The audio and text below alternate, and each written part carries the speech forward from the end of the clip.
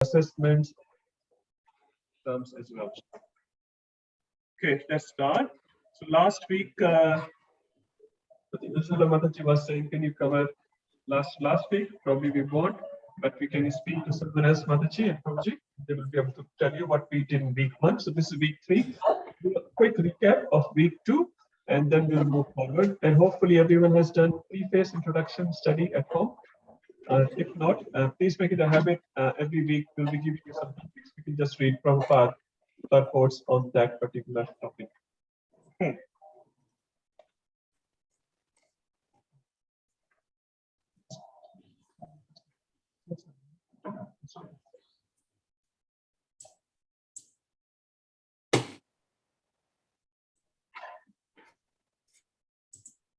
Easy one. How do I remove this top? Sorry. It was good. No, it doesn't. Oh, there.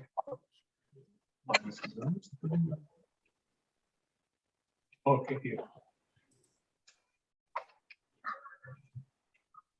Thank you. It shows the more technical expert. Really helps. As far as it works. Okay, so last week we did preface, just a few points which we did. We started from part preface. What is the meaning of preface? Preface, foreword, prologue. We talked a little bit about the differences between them. Intro of the intro. Okay, that's a simple definition.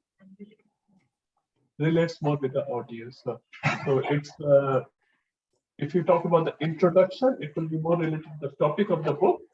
And especially in the Prabhupada introduction, you will see many times Prabhupada's strategy was not to please the audience. He was always trying to please Krishna and his Guru Maharaj. So his focus was primarily there. He ignored the audience, but primarily he was not trying to please the audience. Many times, many wonderful speakers in this world today, they try to please audience. The audience clap at them. Wow, maza aa gaya, huh? It was wonderful talk. But Prabhupada was not like that. Prabhupada was giving. It says in the beginning, when he arrived to New York, which year he arrived? Anyone remembers? 65. Soon after, when he started giving classes, you won't believe he was giving classes on Chaitanya Charitamrita to hippies. So he was not bothered about what they will understand. He was speaking Sanskrit shlokas, not all the time, but he was quoting from Bhagavad Gita, Bhagavad. And someone asked him, Prabhupada, we don't understand Sanskrit. Prabhupada said, it's stupid. And by repetitive hearing, you will understand. So Prabhupada's primary focus was always to please his Guru Maharaj and Krishna, not to please the audience. So many times sometimes we give classes and we fully focus on the audience. Yes, topics should be related to the audience, obviously, but at the same time, we're not trying to please the audience all the time. So our focus should always be in our Guru Maharaj service and Krishna, and then it will work. So when Prabhupada talking in this preface introduction, I should rather say, he wrote a big introduction and he gave full on about the book. But in the preface, which was not there in the first edition, anyone remembers what was the first edition of the Bhagavad Gita I'm talking?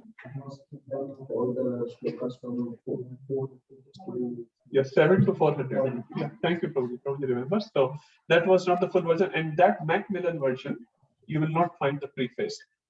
So this preface was written later. And you know where this preface was written? You'll be very proud to hear that. In Sydney, 12th of 1971, Prabhupada finished his purport in Sydney. That's wonderful. Just 51 years ago. Just, if you really think, Prabhupada was just here 51 years ago. So he finished his preface in Sydney. You can see the, I think it's 12th of April at the end of the preface. Thank you, Master Prabhu. Padhai jari hai. Good. So he writes 4 main points about the Krishna conscious movement. I will not read all that. We already discussed that. Then he talks about credit. Who has he given credit to of his book? His Guru Maharaj. Not that I have worked so hard. His credit goes to spiritual master. But he also gives one credit to himself. What was his credit? Thank you. So many times we say, all glories to Guru and Gauranga, which is correct. But there is one glory to us. What is that glory? We are following them. And they are following their spiritual master. So that's how we are connected. So we should always give all the glories to them. But one thing which glorifies us is that we are following them. If you're not following them, then there is no glories. So Prabhupada says only one credit. Somehow my control is losing. Okay, so I'm presenting the information as it is. So we looked at that. In the second portion we looked last week was, which is presented in the preface about Lord Sri Krishna. Anyone remembers the 4 points? If you can. He is the Supreme Personality of Godhead. That's a very good point. Thank you. Mataji is reading. Thank you. Yes. This absolute position of Krishna is difficult to understand if someone is not a devotee in the parampara. Thank you, Mataji. So these are the 4 points. Now, as I said last time, I'm just discussing a part of it. There is so much to discuss. We just don't have time, but some main points are there. Obviously, there are more written in Prabhupada's preface. Yes, actually 2 main points which Prabhupada wants, which we discussed last week, what Mayavad Bhashya. What does Mayavad mean? Anyone else can say? Mataji obviously knows a lot. What? Huh? It's illusions. How do you break the word? Maya. Maya means? Philosophy of illusion. Thank you. So Vad means philosophy. Maya means ma, ya. Ya, this. Ma, nahi. Ma, sucha. Ma means no. Ya means ya. This is no. So Maya means what which does not exist, but looks like it exists. When we go to long drive, we see mirage. Hindi mein kya kehte hain? Krishna. So when we go on a long drive, you see on the road there's water. At least you see. But when you go close to that spot, there is no water. It's just a reflection. So similarly, Maya, which does not exist. So what they say, as per Mayavad, this word is an illusion. Is that a correct statement? Yes? It's not a statement. It is temporary. This mic is temporary. It exists. I can touch it. I can feel it. I'm using it. There is some function of this mic at this stage. My body is there. I'm not a booth. I'm not a ghost. Am I a ghost? I'm not as yet. Don't know in future. But we do exist. We have our emotions. We have our relations. We have our possessions. They all exist. But what we understand as per Vaishnava philosophy, they are temporary. So we do respect them as they are. We don't say, oh, you are illusion. My child is an illusion. Forget it. Mama, I'm hungry. Beta, you're an illusion. That's not why we are here reading Shastra.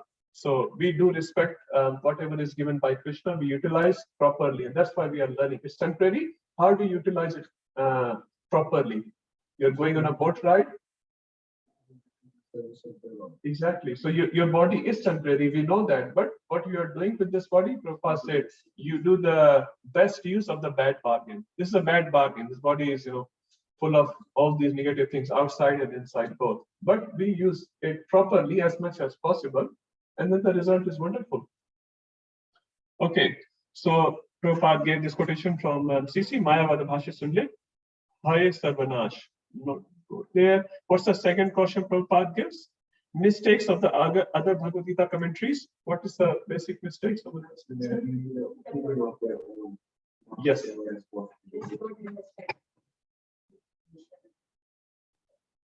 That's right. So they wanted to kill Krishna. Somewhere Prabhupada said like that. The spirit of Bhagavad Gita they are trying to kill, which is not passing the Krishna's message as it is. What's the message of Krishna? Basically, just in one line, if I have to ask you.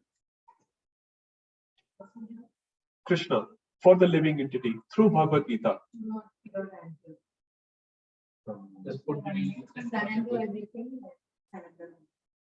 More than that. So your kid is playing in the park. It's a stormy night, or storm is going to come. Rains are going to come. Bombs are going to come. You say, "Peter, do not fear. I'm here." Is that enough? It's correct. Is it enough? What's his message? Come back to me. Come back to me. Come back home. You're playing outside. It's a dangerous place. Don't go to Ukraine these days. It's dangerous. What are you going to say? People are fleeing away from that place, and you say, "Prabhuji, but the land price is very cheap there. Let's go and put some investment there." Prabhuji, Rupam Prabhu, chalega? Bhai, jaan hai to jahan hai. So if I have my life, I'll make a house. Even if I have no house, now people are literally leaving their places, leaving everything behind because they want to save their life first. So Krishna's message in one word, if you say, "Come back to me," no, enough. Now, while you are there, obviously we can't just commit suicide, or that's not the message. So what we say, okay, while you are wherever you are, be with me and do not fear. Surrender unto me. I'm there with you. I'm here to protect you. I love you. Krishna is saying, I love all of you. No matter who you are, where you come from, what your background is, how many murders you have done, how many lifetimes you've been here, it doesn't matter. You're still my child. I love you. And finally, what a father wants, kids to come back home, come back to me, live with me nicely. I have a lot to offer you. You don't have to be a street pauper, beggar. No, it's not needed. But because we don't understand it, our Father is not forcing us. Our Father is a very gentle, nice Father. We'll read through the Bhagavad Gita. So that's one point which we discussed. Now, Prabhupada said Krishna is both goal and substance of Bhagavad Gita as per Gita itself. And obviously we'll read throughout Bhagavad Gita about this. About this translation, so what is the main thing what Prabhupada has presented in his translation? Again, one liner, or you can tell something from here. It's all on the screen.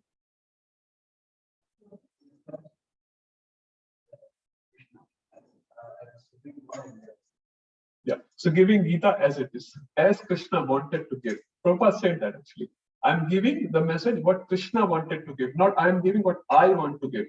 Because when I comes, I want to become a popular. Prabhupada's purpose is not to become a popular author or a big guru. Prabhupada said, even if I make one disciple, my life will be successful. My mission will be successful. So he was not here to make disciples. And he openly said, I'm not here to convert anyone. And many times he accepted, I never expected this much success. He said that, I never expected this much success, but Krishna gave me success. My Guru Maharaj gave me success. But what his mission was, just to follow the words of my Guru Maharaj, even if I make one disciple, my mission is successful. So many times we get down to numbers. The numbers are important, like we want to pass the message of Sanatana Dharma to so many people, that's important, but that should not be our goal.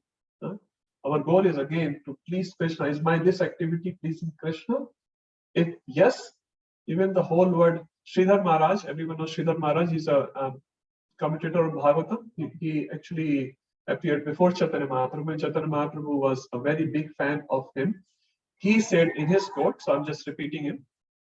He said, if I do any activity when where whole world garlands me, praises me, claps on me, popularizes me, the whole world is praising me, how would you feel? You feel good? I will. Isn't it? Pure jahan mein hamara hi naam hai, huh? Everyone is praising my glories, how great I am. Even if you say externally, no, but internally, kuch to hai, right? Something is there in me. So Sridhar Maharaj says, if through that activity Krishna is not pleased, I am not interested in that. But if the whole world is, sort of abusing me and saying such a mean person, fallen person, but if Krishna is pleased with that, I would embrace that activity. See, there's a gulf of difference in our thinking and the Acharya's thinking. So our concentration is many times, if not all the time, is to please our audience, or please our neighbors, or please wherever we are, sab kuch prasanna hai ki nahi. And that's not possible. It says technically, Krishna is God. He can please everyone. Could he please Duryodhan? Could he convince Duryodhan? No, technically he can. But practically, could he convince Ravan or Hiranyakashipu? They had to fight and lose their life finally, isn't it? Krishna went to the Shanti, please 5 ground there, just give me 5 villages. He was not convinced. So if Krishna wanted, obviously he can. But as a nice father, he proposes and he leaves the decision to you. This is the right thing to do. Would you like to do this or that? Take the Samrajya or take your life. I want Samrajya, I want kingdom. Okay, live your life. So similarly, Krishna very nicely says, in Christianity, we have Bible. Bible is a book of commandments. There are 10 commandments. I've not read it, but what I've heard, 10 commandments are there. So these are the commandments you should follow. But Bhagavad Gita is not a book of commandments. Bhagavad Gita, what Krishna is saying, is giving proposals, open proposals. If you like, you can do this. If you don't like, you can do this and end up here. And that's how a nice teacher is. In the democratic world today, everyone wants their freedom, choices. So what choices Krishna is? Krishna is the biggest loving father, you can say. He gives open choices. You like this, you do this, and you end up to me. If you don't like it, you do this, and you end up here. It's up to you. So intelligent people, take it. The intelligent people will take the worship of Sri Chaitanya Mahaprabhu. Okay, so that's the as it is message. Now we went into introduction. We talked about Mangalachar. So who's going to tell me about Mangalachar? What are the three main things of Mangalachar? Maybe someone else can say. Aapne bola hai? Please. First thing is to take blessings. Yes. Second is What's the name? third is offer your blessing. They're directly on that. Yes, thank you, Prabhuji. So, Prabhu, I'm just repeating what Prabhuji said. So, in Mangalachar, there are always three parts. So, we take blessings from our Guru, our Acharyas, Krishna, and the whole parampara. And again, we have a series of verses, and another sampradaya or another devotees may have different, but that's fine. The principle stays the same. And the second is Vastu Nirdesh, what I'm going to speak about. And the third is the speaker giving blessings. And again, many times can be explicit or implicit blessing. So, may not necessarily be spoken. So, will not go. These are very nice verses. If someone doesn't know, please cram these verses. Just read every day. You will know. They're very easy and very beautiful verses. Now, what is the necessity of Bhagavad Gita? So we already sort of covered that point. Vital of spirit is of Bhagavad Gita. I'll not read that through. We have done it. Vedic knowledge. This is nice. So what is the two main aspects of Vedic knowledge? We'll cover this topic more when we do Ishopanishad introduction. We're just touching upon 2 points today. We already done it last week. So Vedic knowledge is complete and infallible. So why it's infallible? It's Achyuta, because it's coming from Achyuta. It's not coming from a man or a human being, because human beings have four problems. What are the four problems? Anyone can read?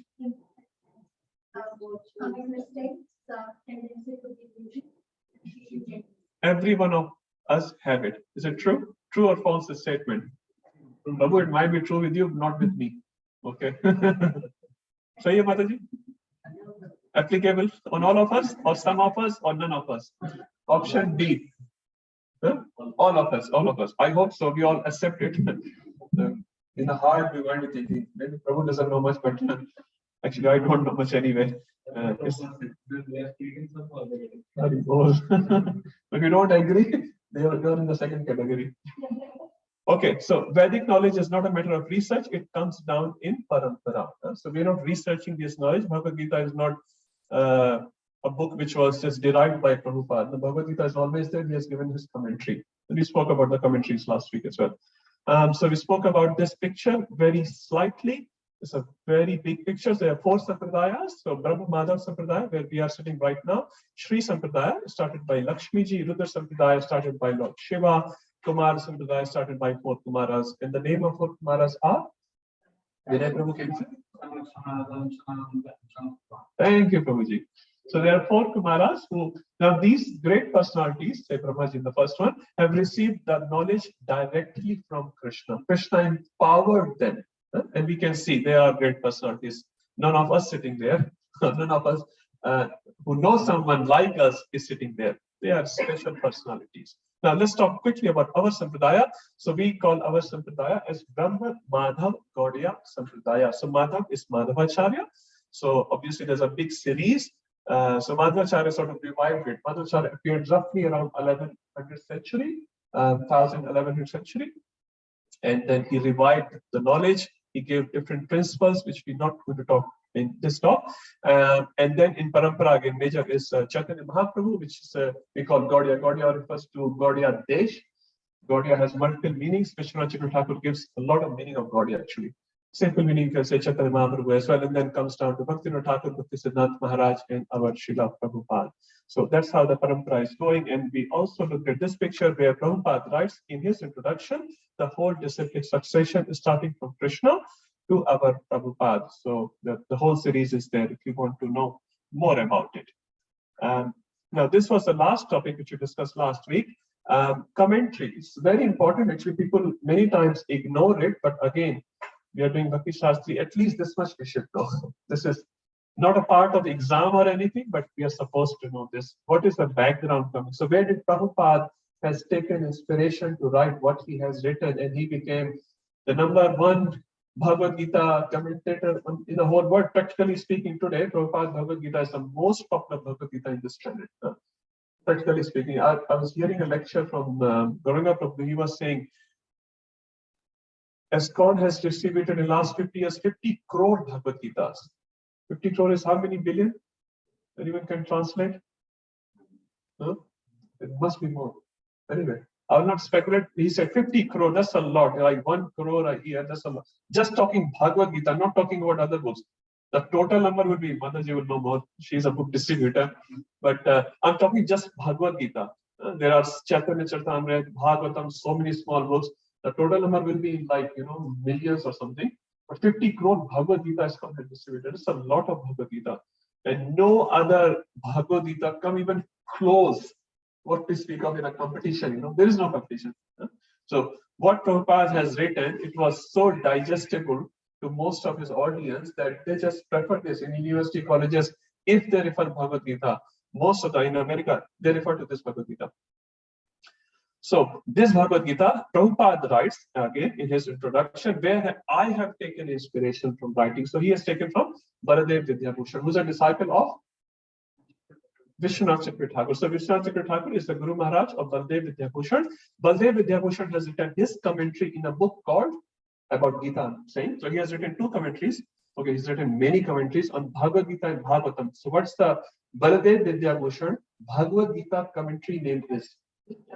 Gita Bhushan. Huh? So just know that much. That's enough for us. And his Bhagavatam commentaries is also there. Govinda Bhashya is a Nyaya commentary. It includes Bhagavatam, but not directly. So what are the Bhagavatam commentaries of, say, Vishwanath Chakravarti Thakur? Govinda Bhashya is close, but I will not translate exactly as Bhagavatam. Okay. So Bhagavatam comes under Nyaya, and he has done Nyaya commentary, which includes Bhagavatam. Just a little bit more clarity. Otherwise, we'll start making synonyms, and that's not complete picture. Okay, so Baladev Vidyabhushan has written these 2 commentaries, you can say, Govinda Bhashya, as Prabhuji said, Nyaya commentary, and Bhagavad Gita, which is Gita Bhushan. Vishwanath Chakravarti Thakur has also written commentary on Bhagavad Gita and Bhagavatam. What are his commentaries name? Just if you know. Sarat Darshini, which is Bhagavatam. That's Bhagavatam. And Sarat Varshini, that is Bhagavad Gita. Now, Bhakti Thakur has also written commentaries here. So you can see so many acharyas have written the commentaries. Madhvacharya has also written. So Prabhupada has taken primarily from Baladev Vidyabhushan. So Prabhupada was also referring, obviously, Acharya's commentary, Vishwanath Chakravarti Thakur commentary, and then he was obviously giving his own insights. As Prabhupada said, my purports are not my purports. These are the writings directly inspired by Krishna. He used to relish his own books. Like if I, write something and I say, Rupa Prabhu, can you read for me? And then I enjoy it. Rupa Prabhu, how arrogant he is. Huh? Prabhupada used to tell his disciples to read Krishna book. And he will just laugh and he will relish his books. Huh? And he says, Krishna has written it, not me. Krishna inspired me in my heart. Huh? So he has taken, obviously, his parampara commentaries. Plus, he has put his insights, which is inspired by Krishna. And many times it's said, Prabhupada's purports are not his purports, it's the transcendental ecstasy of Prabhupada for Krishna's service. Huh? So he's pleasing Krishna through those purports.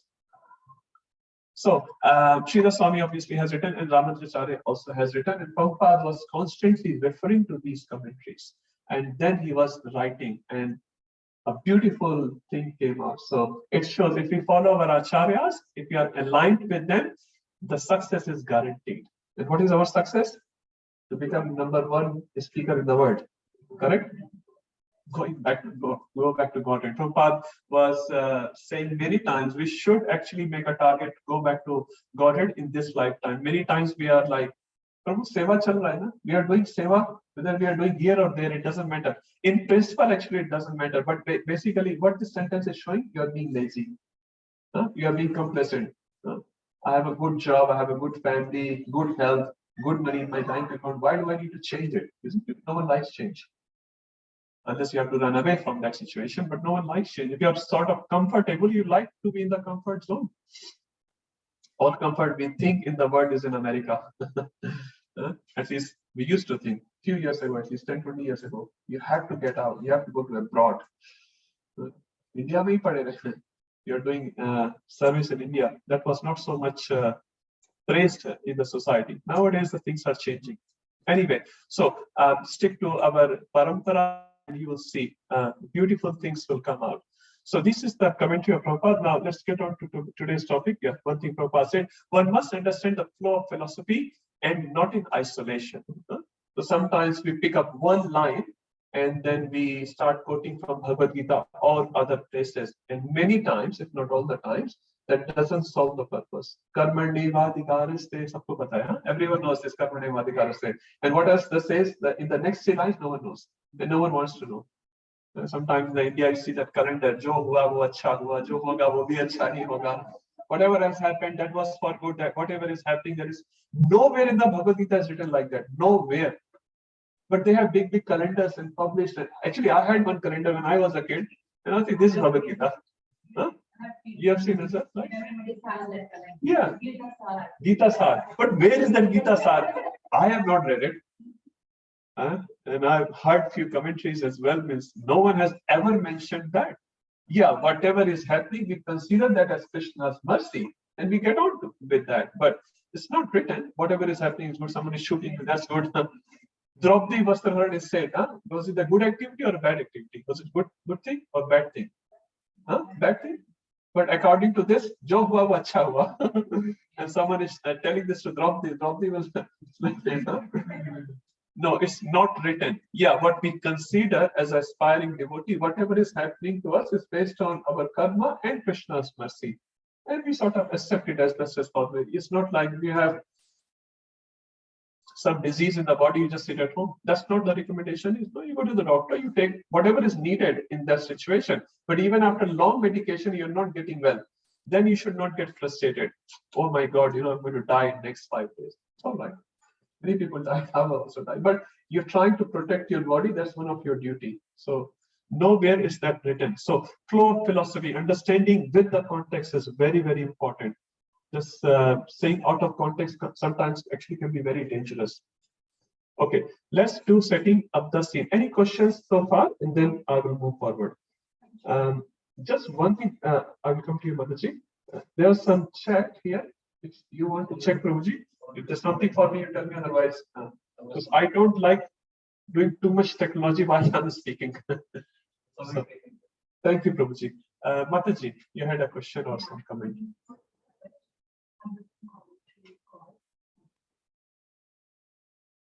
So that's why I say it's a commentary on Nyaya, Govinda Bhashya. It's a commentary on Nyaya. What's the difference between Nyaya and Srimad Bhagavatam? We'll talk some other time. But it includes Srimad Bhagavatam. Yeah, that's how. Yes. So Govinda Bhashya is a commentary of Baladev Vidyabhushan on Nyaya. So there are Prasthan Traya, there are 3 parts, Shruti, Smriti, and Nyaya. So Smriti we take as Bhagavad Gita, Shruti we take, talk about it in Shopnishad, and Nyaya we take as Srimad Bhagavatam. But saying a synonym would be a little incomplete. Okay. That includes Srimad Bhagavatam, I would say like that. So Srimad Bhagavatam actually is called a natural commentary on Vedanta Sutra. It's called Vedanta Sutra, Nyaya, part of it is Srimad Bhagavatam. No problem, you don't need to get it.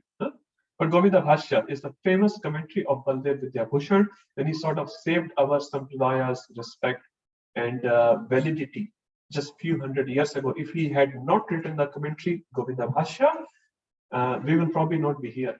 So we are here with the help of Baladev Vidyabhushan, because other Sampradayas accusing Gaudiya Sampradaya as not being a valid Sampradaya.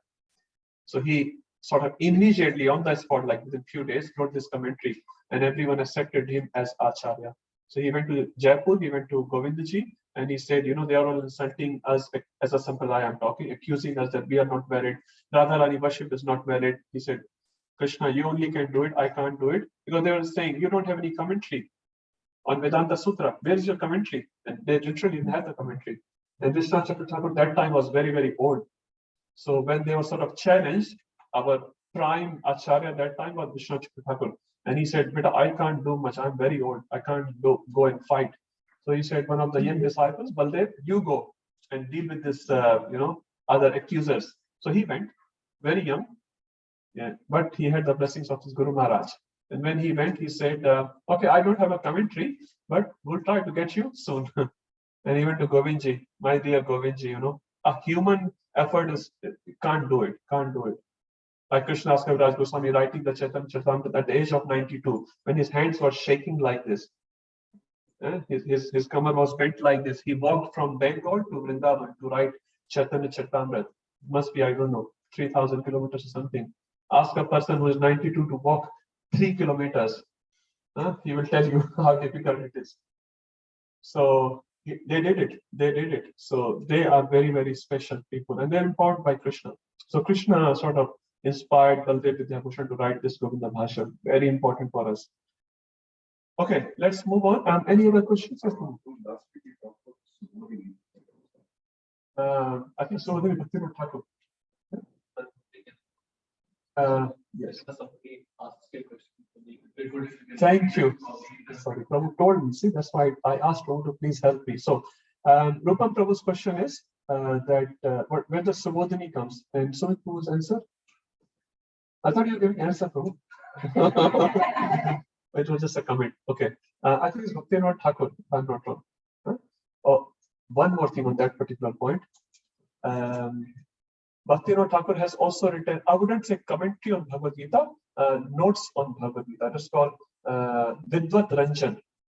So he has also given notes on Bhagavad Gita. Vidvat Ranjan. Yes. Actually, he has written two sort of notes. Notes is again, elaborating his own insights and thoughts. I forgot the second one, to be honest. Yeah, but Vidvat Ranjan is quite popular. We'll refer Vidvat Ranjan somewhere. Okay. Not directly. It's also a notes. And I also forgot, I'll be honest here, Bhakti Siddhant Maharaj or Bhakti Thakur, one of them. I've read it, but I can't remember on my head this time. Yeah. It's one of them, which is their notes, commentaries. But sometimes when we talk about commentary on Bhagavad Gita, that's a full commentary. When you talk about notes or writing inside, they may not be like verse to verse, but they have written a lot. Like Bhakti Thakur, Vidvat Ranjan, he's not written commentary on each verse, like Gita Bhushan. Not like that, but he has written notes. So in this verse, he has explained a lot. Then he will skip, next 6 verses. Then he will write something else like that. He has given his insights. And our Acharya, I'll just come to it. So, and our Acharyas take those commentaries for those relevant verses and then expand on it. But it may not be for every single verse. Sorry, Prabhuji. I think it's cross-costa. Then Costa. Okay.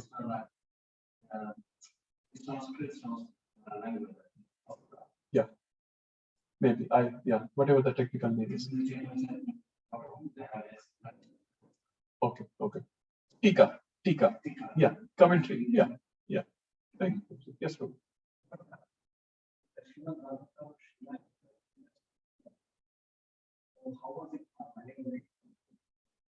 Yes.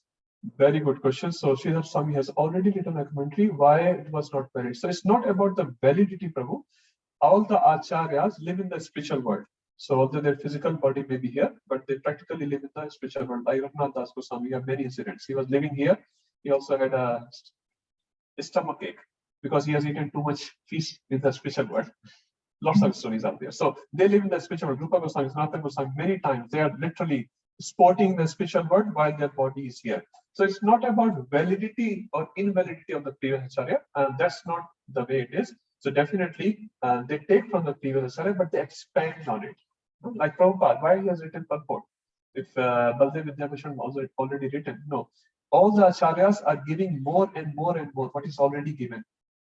And that's why many times we need commentary of the commentary. I was reading Bhakti Thakur's Ishopnishad commentary. Honestly, Bhakti Siddhant Maharaj. Prabhu, it was going from top of my head. So there are commentaries on his commentaries.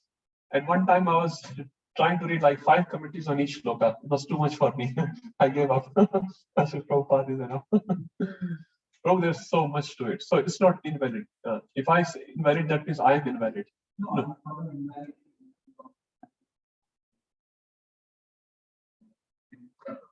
Yeah, so that's why I said it was not, so it was on Srimad Bhagavatam, not on Nyaya. Yeah, that's why. There's a certain differences there. Huh? Yes. No question is basic, Prabhuji. What does Nyaya mean? Nyaya means logic. So this is one of the branches of Vedic knowledge. We'll expand to it when we go to Ishopnishad. Yeah. So Nyaya is one of the valid branch of Vedic knowledge. So there are categorization and we'll read when we get there. This means logic in English. Nyaya is logic in English, and there are two types of Nyaya. We'll talk later. So we can just be an introduction for the next 10 classes. Okay, let's do setting up the scene. So where does Bhagavad Gita come in terms of whole Vedic canon? When I say Vedic canon, the whole Vedic literature or library, where does Bhagavad Gita sit? So I'm presenting it again in a very simplistic terms. It can be very complex. I'm just literally put a half a page just for our understanding, so we can all relate to it. Because many times we should give knowledge what we can relate with, not just knowledge for the sake of knowledge. So I think you can relate with it. So if you consider Vedic knowledge as one body of knowledge, you can divide primarily, again I'm saying it's a very high level thing, primarily in two parts. If you can't see, come on this side, there's a lot of space. So Shruti and Smriti. So most of the devotees would know these terms. So thank you. That was intelligent. So what does Shruti means? Shruti means something which is heard directly from the Supreme Personality of Godhead and written as it is. So just a simple definition. So I hear a shloka, oh Purnamada Purnamidam. I hear that shloka and write that shloka as it is. That is called Shruti. So most of the Vedas are considered Shruti. They are called Aparushaya. They are written by the sages but spoken by Lord. Okay? As it is. There is no change in that. That's called Shruti. What does Smriti mean? What is heard by the God and then expanded by the knowledge and realization of those sages and rewritten. The same message which they have received is rewritten. Like Ishopanishad is a part of Upanishad, obviously is Ishopanishad, which is you can say a Vedic book. It is under Shruti, but actually it's written by Manu Maharaj. He's a Rishi, Swayambhu Manu, right? He's a Raja, he's a Rishi. It's written by him, but is revealed in his heart by Krishna. So we always need a medium. Krishna is not going to sit and write Bhagavad Gita verses. No, someone is writing. Vyasadeva is writing. Now you can say Vyasadeva writing, Ganesh is writing. So you can have many, debates on that. But there is no debate. Vyasadeva is getting revelation in his heart, and Ganesh is just writing what Vyasadeva is speaking. So as an author, we still say Vyasadeva is the author. We don't say Ganesh. Huh? We give credit to Ganesh, what he has done, great service. But we say Vyasadeva has written, right? So Shruti and Smriti, just a simple Smriti, one is to be remembered, Shruti is what to be heard. Shruti, and there you see some girl's name is also Shruti. Very nice name. Huh? They hear. Shruti also was used for Bhakti Siddhanta Maharaj. He was Shrutidhar. Whatever he will hear, he will remember. Are we Shrutidhar? I don't know. Read 50 times and still don't remember. Maybe some devotees online would be Shrutidhar. But I am not definitely. Huh? Shrutidhar. So Smriti is what I hear and then I rewrite, including my realization with that. So it's not wrong. And again, I can't write Smriti, but Vyasadeva can write Smriti. Vyasadeva can write Mahabharata. I'll talk about it. So Smriti is what you heard. Oh, that's very nice. And then you say in your own words, for example. And Shruti, whatever you heard from Supreme Personality of Godhead, like Krishna came in your dream and he told you a shloka, and you wrote that as it is. So technically that is Shruti. Now Krishna said, I remember half of the verse, but I remember the meaning of it. And many times you will know, many shlokas, you will not know as it is the shloka, you know the meaning of it. So that you can say again technically as Smriti, right? So Shruti is Smriti, just keep it simple for now. Now, Shruti, you may write or you don't write, just don't worry too much about it. Just get the message, which will be there in a minute. So Shruti can be divided into three. Again, there are many divisions actually. I'm putting primary here, Vedas, Upavedas, and Vedantas. There are Brahmas, there are Aranyak, there are Samhitas, there's a lot, don't worry. So Veda, Upaveda, and Vedangas.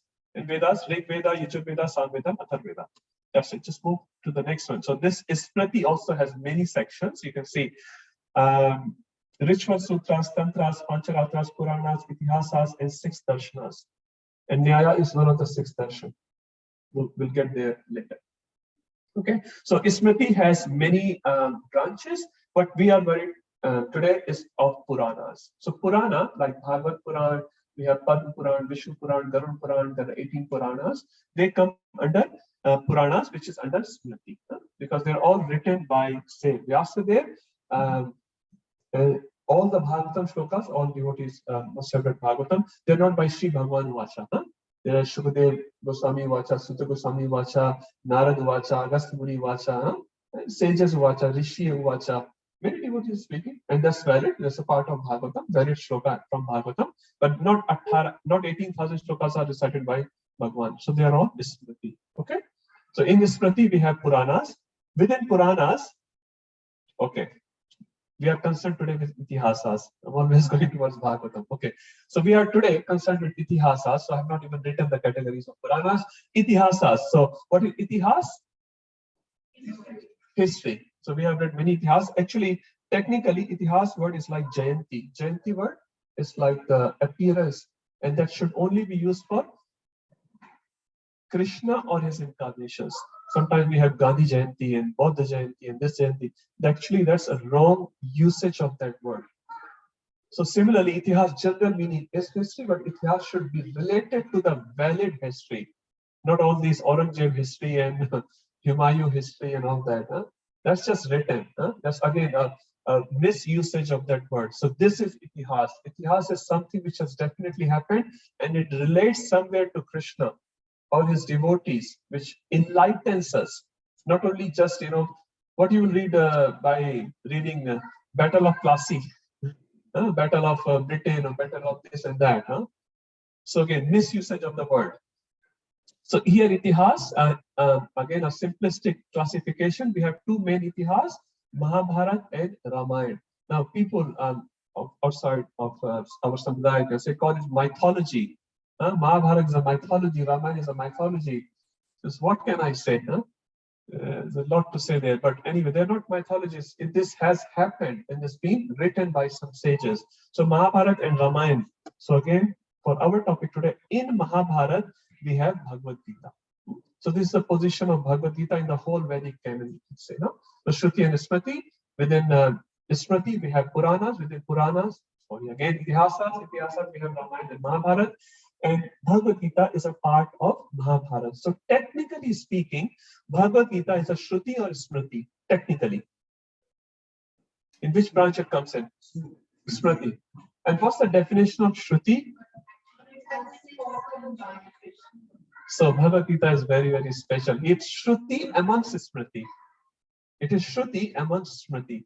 That's why Bhagavad Gita is very special. It's not just one of the book. Even other people who consider the authority of Shruti only accepts the authority of Bhagavad Gita, because here in Bhagavad Gita, it is spoken by the Supreme Personality of Godhead, and this sits in Mahabharata. Yes, please. No, Vedas has shlokas and shlokas and shlokas, and they are eternal.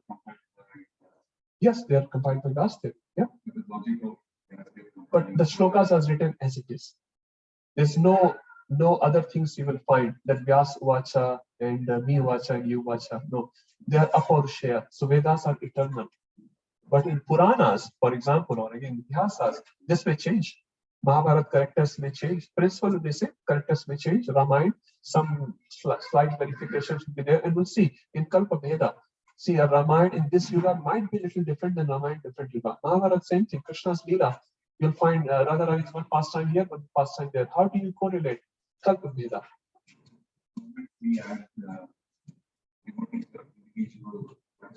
Yes. Ismati. Yeah, but it does not mean they become less valuable. It's not the case, which people consider. This is wrong. It says in Shruti itself, Smriti is a fifth Veda.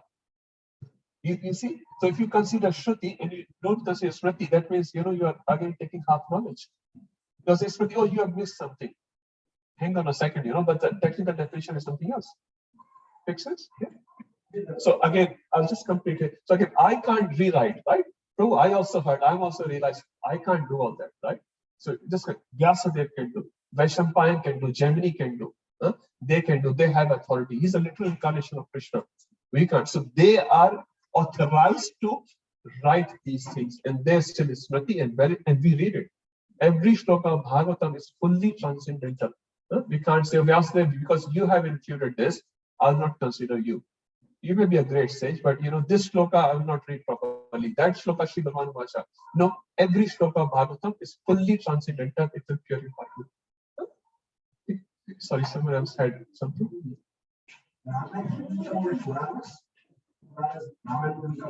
Itihas. This is a definition of Puran and Itihas. I'm not good at it. Yes, yes. It is not a smriti, it's actually done by the son demigod. So it's yes. It's a story of the Yeah, but so the Garuda Puran is actually the stories of the Garudas explaining the things. There is a demigod who has actually performed it, the shlokas or whatever is in there. So it will be a shruti. First is the Smriti. Is that clear? What you're saying is correct. Smriti. Now, Purana and Ityasa, there one difference, technical difference. So Purana is generally, and mostly it is true, is a conversation between sages or two personalities. Like Mahabharata is a conversation. Itihas, mostly again, it may be a conversation as well as it goes around a lineage.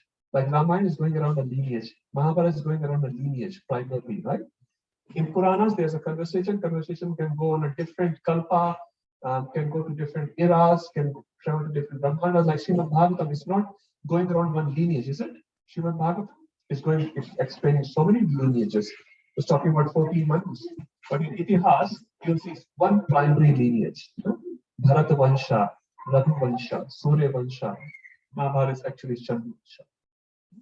So there are some technical differences there. This conversation in France can go anywhere actually. And many times through in Bhagavatam. You see, third canto talking about one Manu, eighth canto talking about different Manu. So it all these things. But this one, Ramayana is Ramayana, Ram and Ram ka pastime. The whole thing is primarily revolving around Ram. Mahabharata, same thing. You start from there, a lineage, you can lead it. Now, obviously, there is some branches in that, but there's one primary thing which you are discussing in Mahabharata. Okay? Okay, I think a lot of technical questions. Upanishad is the Shruti. We'll read in Upanishad, Shruti. And we'll talk about Prastantra as well. Okay, so yes, 18 Puranas are there, and there are 40 sub-Puranas are there. In the Vedas, that is spoken by God and written by the sages, right? Yes. So that it is not just giving Yes. that they are more authentic than the Quran. No, that's what People actually some people have that feeling, but that's not correct. Yes, yes, I agree.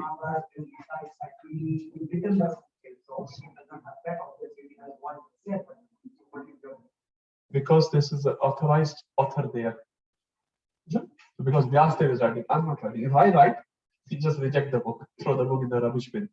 Vyasdev is writing. And see, this is not just a knowledge which you are talking about, there's a purpose of knowledge. Vedaisha sarver aham eva vedya. What's the purpose of Veda? To come to know me, love me, and come back to me. So if I know all the Vedas, but I don't know the purpose of knowledge given by Krishna is defeated. And Smriti, in one sense, is, as I said, in Shruti it says Pancham Veda. Actually, it says Puranas. It's written. Actually, in Srimad Bhagavatam also there's written. Smriti is a Pancham Veda. So there are 4 Vedas. Smriti is a Pancham Veda. In Shruti it says, without knowledge of Smriti, Shruti knowledge will not be realized. It's said by God. What are you going to say about those statements? So some people say many things. We're not concerned about that. So they're completely both bona fide. Again, because they're written by bona fide person. And they're living that knowledge. When Vyasdev is frustrated, disappointed, Narad Muni comes and encourages. It's written by Vyasdev about his own disappointment and frustration. But that's completely valid, transcendental. I think we'll move on, and I will get stuck to this page. Okay, Hare Krishna. We'll quickly take Spikers. Charamataji's questions, if there is a contestation between Shruti and Smriti, then what will There should not be any. There should not be any, because it's like Krishna is speaking and his devotee is speaking. Who wins? So, Mataji, Charu Mataji, the simple answer is there should not be. If it is, it's considered a misinterpretation. Okay. she does a confirmation to a question, maybe not she can ask, otherwise I can speak. speaker. She said in verse Shruti Purana, why is Purana mentioned separately when it is a part of Sometimes in the verses we see an important word being re-emphasized. That's the answer. Sometimes you'll see some verses, even in Srimad Bhagavatam, you'll see Vratasur prayers and Nagpatni prayers. I can't remember the verse number, I think it's 37, 10, 16, 37 or 38. You mentioned the Vratasur prayer. First 3 lines are exactly same. Many times you'll find in Bhagavad Gita, we discuss about it, 3 verses, half of the lines is exactly same. Like 934, 1850, 1865. 3 lines of the verse out of 4 are exactly same. When we see the repetition in any knowledge, what's the meaning? It is very, very important. If you're considering, if you're writing in the Purana and within Smriti, that means in Smriti, Puranas are very important. Read Puranas. Within Puranas, what is important? Word of Goodness Purana. Within Word of Goodness, which is important? Srimad Bhagavatam. Now, within Srimad Bhagavatam, also we can have more relevant sections and less relevant sections. Like 5th canto, sometimes. Charu Mataji's Guru Maharaj is His Holiness Bhakti Charu Maharaj. He used to say, if you don't understand 5th canto, it's all right. There are other sections in Srimad Bhagavatam you can read. Don't just go after a section in Srimad Bhagavatam. Prabhu, I don't understand it. Just all right. What do we understand anyway? Maharaj said, we are like a cheetah. We're like a little ant in this small, in the big universe. What do we understand anyway? So you understand what you understand. What you don't understand, you'll understand later. You understand? Too much understanding. Anyway, Maharaj said that. Thank you, Charu Mataji, for reminding of Bhakti Charu Maharaj. This he actually spoke in Sydney Temple, and I was physically present. I was very fortunate to be there. So thank you, Mataji. Is that okay, Charu Mataji? Yes, Prabhu, thank you so much. Thank you. Manam Sammati Lakshanam. If you don't say, I would have said that. Okay. Anyone else? Sakhi Radhika Mataji, Hare Krishna. Yes, I can see. Hare Krishna, Prabhuji. Prabhuji, just wanted to ask, where does the Upanishads fit in here? So we'll read the part of Vedas. So Upanishad is a part of Vedas, which is a part of Shruti, and that's why Prabhupada wrote commentary on Ishopanishad. Okay, thank you, Prabhuji. So Prabhupada picked actually one book in each. So one book he picked in Shruti, which is Ishopanishad. One book he picked in Smriti, which is Bhagavad Gita, and one in Nyaya, which is Srimad Bhagavatam. So this is called Prasthantraya, which I was sort of indicating earlier. Prasthantraya refers to Shruti, Smriti, and Nyaya. So Nyaya you don't see in my picture here, because otherwise the picture becomes too complex. Prabhupada has taken commentary, and that's why Prabhupada, even by our so-called Brahmanas in India, is very much respected, because he has given commentary on all, and he has put it together that they all match. You don't see Prabhupada commentary in the Ishopanishad is speaking something else than what he is speaking in Bhagavad Gita. No, he has put everything together. That's why he's so respected. Like, it literally needs expertise. And in Ishopanishad, you won't believe Prabhupada has not used the word Krishna. And he's spoken in the Upanishadic language. We'll read when we go there. So beautiful Prabhupada has written Ishopanishad. So beautiful. We'll talk about the history of writings of Prabhupada before we get to the writings itself. Because when you know the context, then you appreciate more. Wow, this was Prabhupada. Beautiful. Okay. Anyone else? Only one last question from Jayapika. Bhagavad Gita and all Sampradayas, the shlokas are the same. Yes. Only words change. Yes.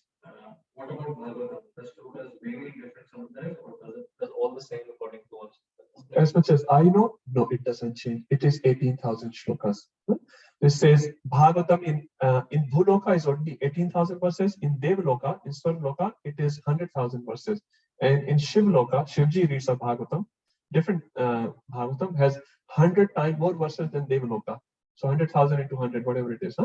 So Bhagavatam increases. But as much as we know, in Earth planet, we have a small Bhagavatam, which only has a small number of verses, which is only 18,000.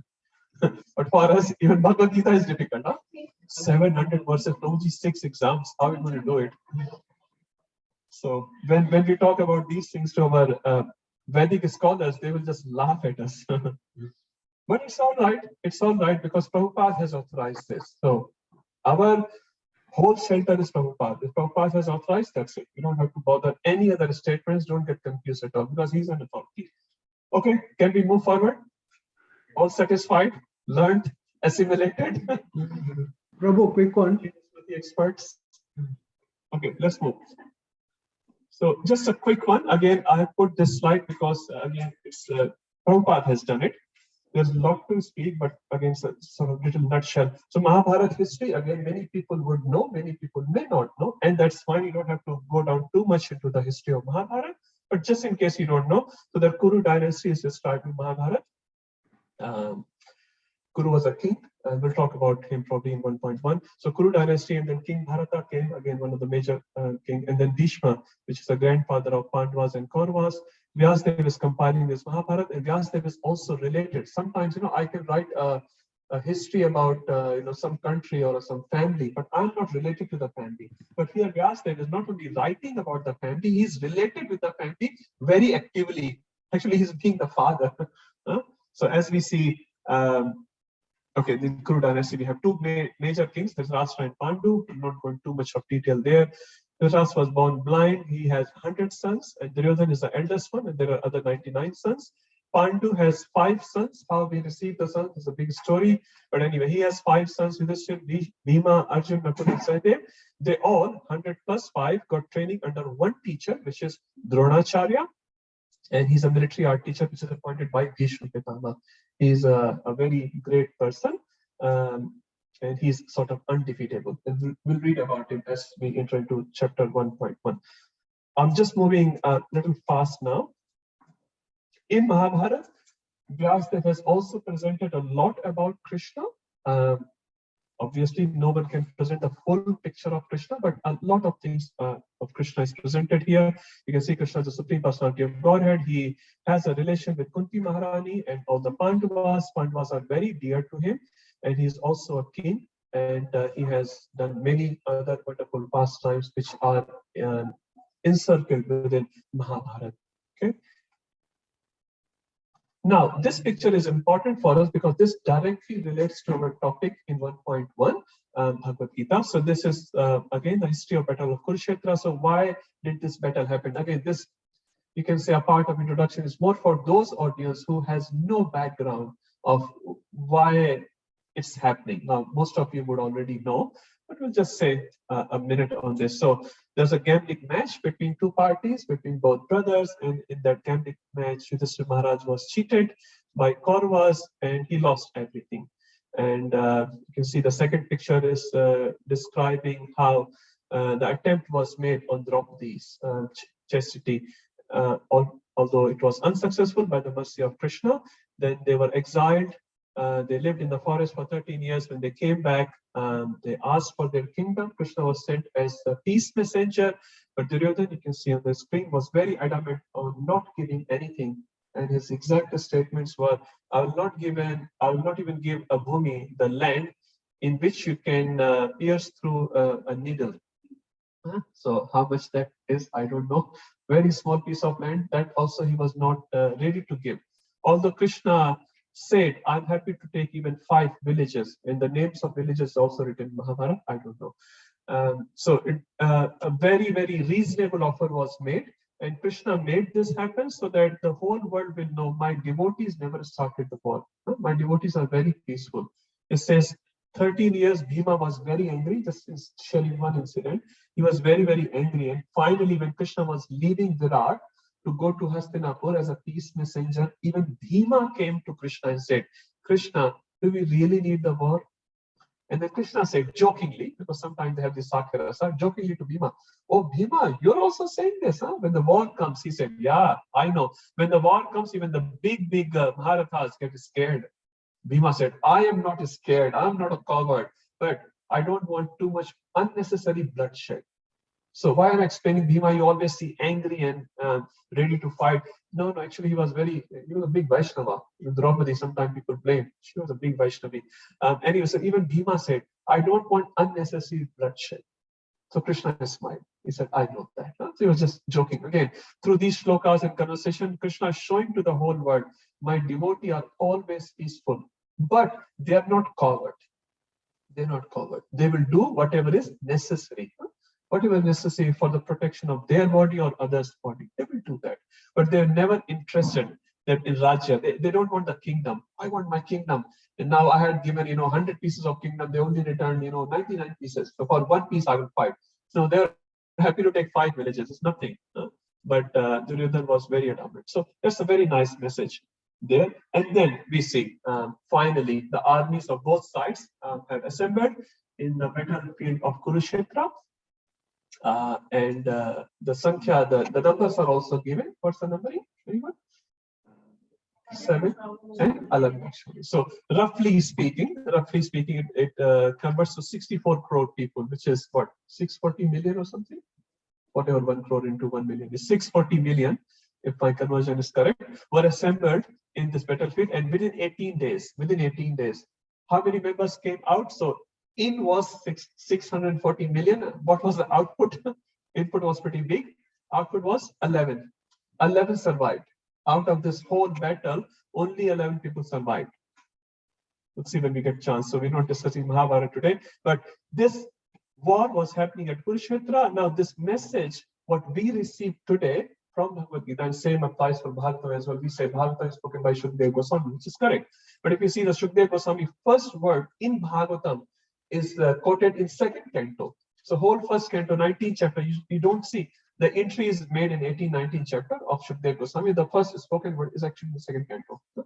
So why do we say that? Because setting up the scene has to be there, and that's what we are doing, setting up the scene. As Prabhupada writes in his commentaries, he said, I'm preparing my audience to read Bhagavad Gita. Because not all the audience will know about this, because again, he was in the West. He was writing for those audiences. So he was preparing his audience by giving some history. So when we talk where we receive Gita from actually this conversation, not directly from Krishna and Arjuna. It is direct, but re-spoken by Sanjaya to Dhritarashtra. And that's what we are receiving. So we received Bhagavatam from Suta Goswami and the sages assembled in Naimisharanya. So although same message, Suta Goswami is repeating what Shukadeva Goswami has said. So there are multiple levels actually. Now Suta Goswami, is he speaking with you? Is he here? Because I heard from Viraj Krishna Prabhu, for example, or someone else, right?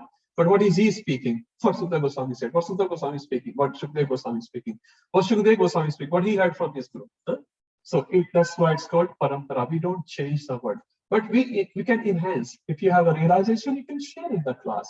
Oh, this Bhagavad Gita verse, I know this is very correct because I also felt the same. And when you hear realization of the devotees, actually you get more conviction. If Bhagwan says, if Krishna says, I have a realization, like he's Bhagwan, what's the big deal? One devotee was telling, I was doing some Ram Katha somewhere. Anyway, saying, Prabhuji, he was Lord Ram. When he goes to jungle, bare feet, he is Lord, where he is going to feel the pinches of thorns. But that's not the case. When Lord acts as a human, he's Lord, he's Supreme Personality. When he's acting as a human, his leg is bleeding.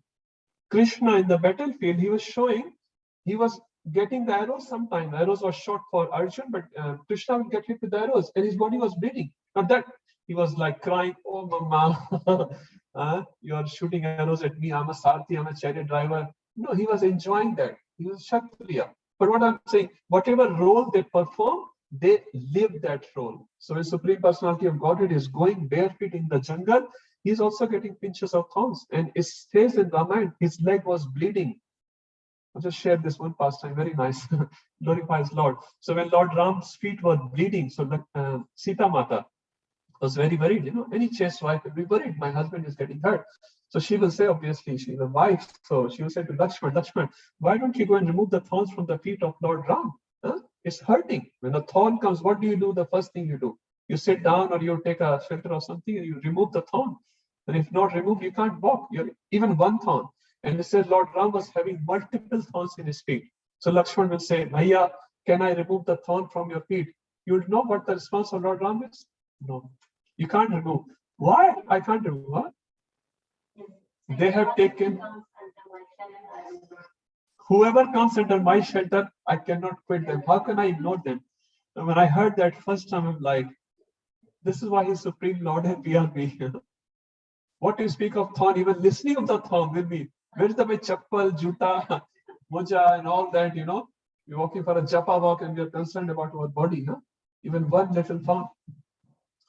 I went to some place and I was having a chanda. So I walked past through some bushes and some thorn came on my chadar and they were hurting me while I was speaking. I had to remove the chadar. When I heard about Lord Ram, his leg is bleeding and he's saying to Lakshman, no, don't remove. They have taken shelter of my lotus feet. How can I ignore them? Anyway, so this is Supreme Personality of Godhead. He's full of mercy. When we talk about it, he is made up of mercy. He has nothing else except mercy. So no matter what we are, that's why we should never be discouraged. Prabhu, I'm very sinful. It doesn't matter. It doesn't matter.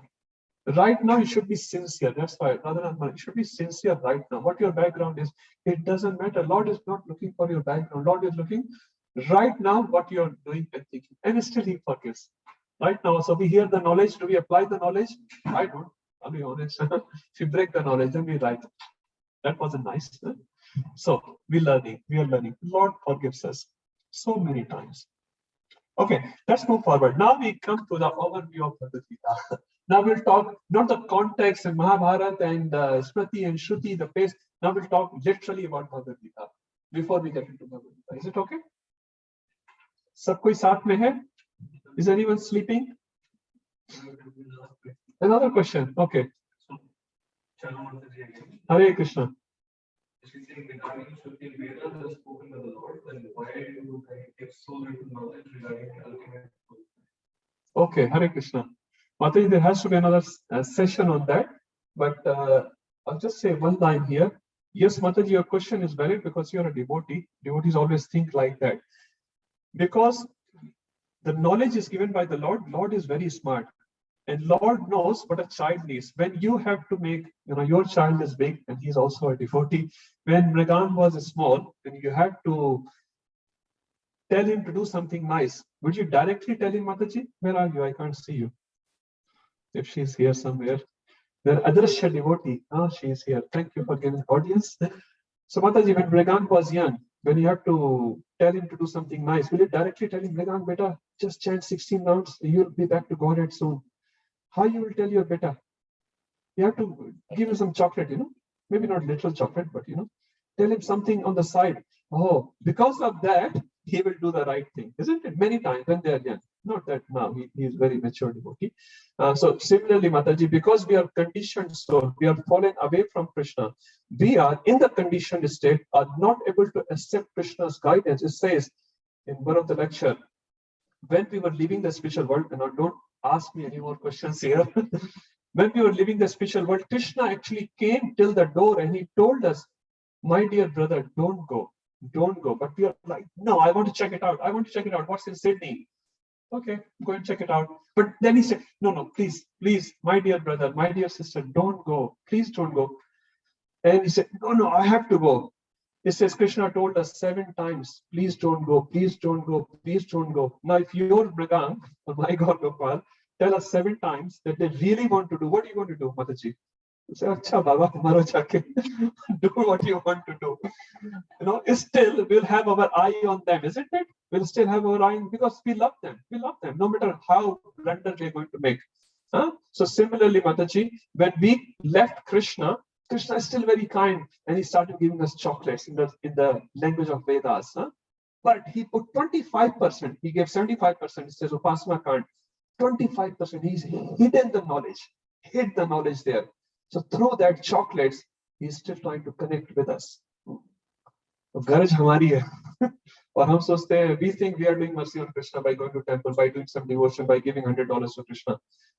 But is Krishna so much tolerance? I'm sure all the parents will appreciate it more. When we were kids, we were like, Mama, you are wrong. Now when we are parents, we appreciate our mother and father much more. Is it true or not? I appreciate it. Although our kids are very nice, but still we understand, how tolerant our parents were for us. And they had to give us so many chocolates. But we all, I'm sure, had many mistakes. We took our decision. We said, Mama said right. We said, no, we're going to go left. And he said, okay, go left. You're responsible, accountable for your actions. So Krishna left us then. Okay, that's what you want, but I still love you. So I give you Bhagavad Gita. I give you Srimad Bhagavatam. Still, I don't understand. I send you Vishwanath Thakur. I send you Narottam Das Thakur. I still don't understand. I send you Bhaktivinoda Thakur. Then I send Prabhupada. Then I open ISKCON centers. And I then start, all these nice programs by Ghanshyam Prabhu. We still don't get it. So it's unfortunate on our part. Is that okay, Mataji? Yeah. So that's how Vedas are written, what they are written. Thank Okay. you. Yes, Krishna is smart. We think very smart, but he's super smart, but in a very loving way, not in a forceful way. He's not in a conversion sampradaya with a gun point or a sword point or a money point. No one pays us any money. I'm sure you all paying money to temple, obviously. So we are very different. Okay, let's move forward. No more questions? Rasanand Prabhuji, Hare Krishna. Prabhu, Hare Krishna. Prabhu, you were telling that Srimad Bhagavatam is under the classification of Naya, but my understanding is isn't it under Puranas? It's called Amala Purana. So Prabhuji, when I say it's not under Nyaya, I said the commentary under Nyaya is taken. So they have to write a commentary, right? So they pick Srimad Bhagavatam for Nyaya, right? And Chaitanya Mahaprabhu in the form of Nimai also, when I say in the form like earlier ages, used to explain Srimad Bhagavatam as Nyaya, as logic, as Tarka Shastra. So Srimad Bhagavatam is again a special position. But people, our acharyas have taken Srimad Bhagavatam to commentary on Nyaya, on logic. Is that okay, Prabhu? Thank Under you. the same umbrella, there are many sub-umbrellas. Yeah, all right. Yeah. Thanks for clarifying that. Thank you, Prabhuji. Okay, hope everyone's satisfied. Okay, let's come to the overview of Bhagavad Gita. Now, this is just a few stats about Bhagavad Gita, but that will help you to relish Bhagavad Gita a little bit more. I've just put little points here, but they're very nice. So overview of Bhagavad Gita, which obviously we have done some overview, and this is the overview which I'm going to explain you now in little terms. So, how many, okay, let me ask you this question, if you might know. So how many people involved in Bhagavad Gita, including Krishna, who are in Bhagavad Gita? Hare Krishna, Jamvati Mataji will tell all of us. She is very scholarly person. That's all right. Thank you, Mataji. Please tell.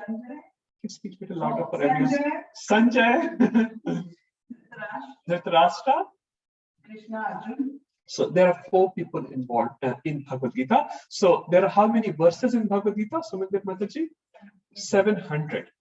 700 verses are there in Bhagavad Gita. So these 4 persons have together spoken 700. Now, not all the 700 verses are spoken by Krishna. There are only 574 verses spoken by Krishna. So the majority obviously is by Krishna, but technically speaking, another 125, 126 verses are not spoken by Krishna. 84 verses, which comprises 12% of Bhagavad Gita, is spoken by Arjuna.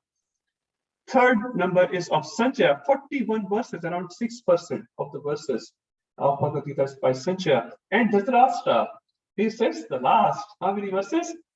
1 verse. First one. But it's a very interesting verse. We'll see when we get there. So, if you like, now again, it's not an exam question, but it's good to know a little bit more. And another thing which I just remembered, it's not in the slide. I just remembered. Krishna is mentioned in Bhagavad Gita by different names. There are 33 different names of Krishna in Bhagavad Gita, and 20 different names of Arjuna. That's also interesting. And each 33 names of Krishna. The different names of Krishna given in Bhagavad Gita, which obviously Arjuna is mentioning Krishna with those names, and each time a different name for Krishna is used has a very specific purpose.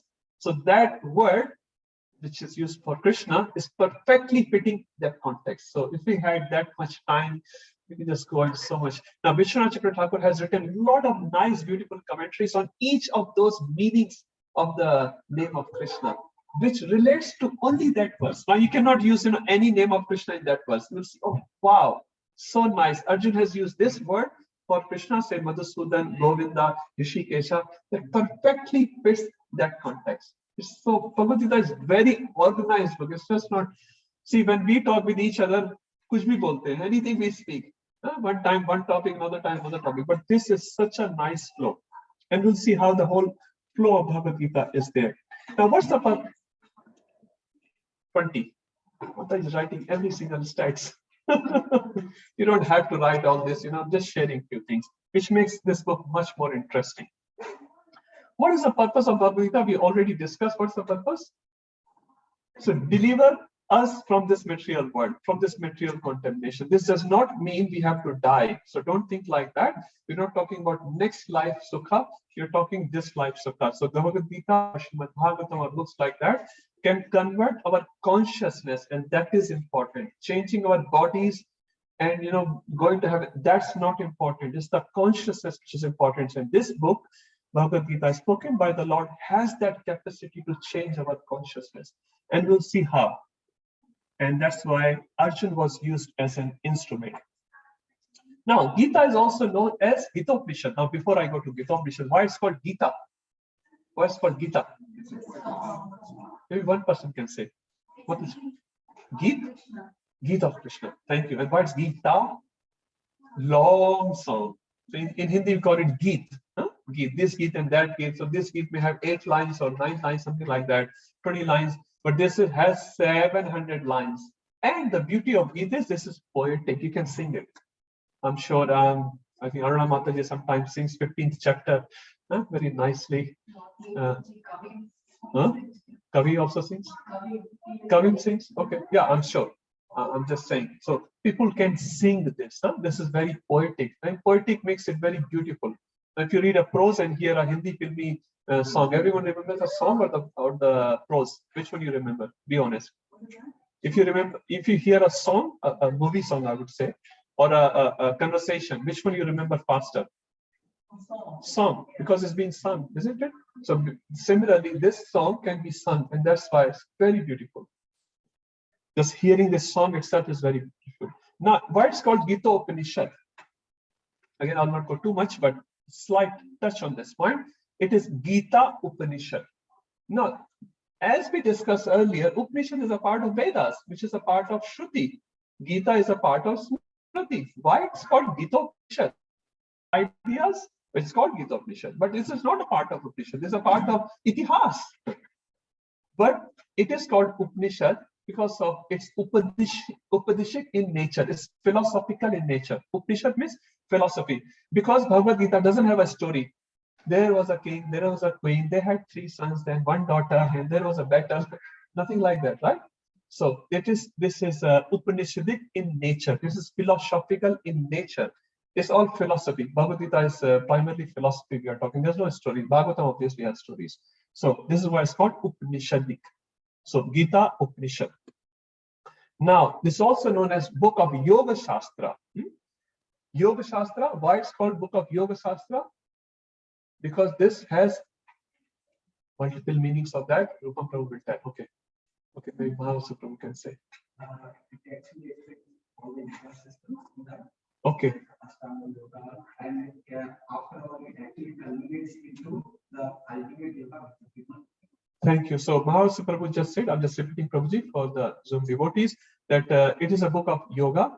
It explains about different yogas. That is correct. What do you mean by word yoga? Yogasana? Connecting. It comes from a root word called yuj. Yuj dhatu. In Sanskrit, there's dhatus, there's a root word yuj. Yuj means connection. So because it's connecting, what it is connecting? Jiva with Paramatma. And Arjun being that representative. So Arjun initially had a yoga with Krishna, had a union. Here union does not mean merging into the body. Here union means had a similar intention, similar purpose. Initially, both were there in the battlefield to fight. So there was a union, there was a yoga, and then there's a V-yoga. Arjun said, I will not fight. Isn't it? So there was yoga initially, then V-yoga. And that's what happens. Why we are here? Because we have been separated from the God. Now, who has done it? Who has done the separation? Who was the initiator? Krishna. Krishna has kicked us out. Get out from here, you rascal. No, we left Krishna. He was saying, please don't go. Please don't go. Please don't go. We left him. So we have done yoga. Who initiated this yoga? Separation. Arjun or Krishna? Arjun. So that's why Arjun represents us, a conditioned living entity. Although he's not conditioned. He's a eternal partial, eternal associate of the Lord. But he represents. And that's how Krishna is using him. We are also yoga. We have our own agenda. Krishna has his agenda. We have our own agenda. Krishna is like, you please come back to Godhead in this lifetime. You're living in Sydney, that's fine. You're having a job, having a family, having a big house, that's fine. But after this life, please come back to me. You'll be much happy. No, Krishna, I have to go and buy that Mercedes car. I have to buy that BMW. I have to buy 3 more investments in Melbourne. I have to go to India and check it out, all my relatives. I have to go to my birthplace. I have to do this, that. So we have our agenda, Krishna has his agenda. So when our agendas are different, we'll always be here. When our agendas are combined, have one yoga, harmonized together, that's called yoga. So this book has that again potency. It may not work for us because we are, not aligned with Krishna, but it has that potency. So at the end of Bhagavad Gita, what happened? Arjuna said, Nasto moha is labdha. So Nasto moha, my moha is nasta. My illusion is gone. Ismriti labdha. I have regained my consciousness. Tat prasadat mayachut. Hey Achut, I've got your prasad, I've got your mercy. Karishe vachanam tava. I will do what you want me to do. And right now, what are we doing this? Karishe vachanam tava, karishe vachanam guru.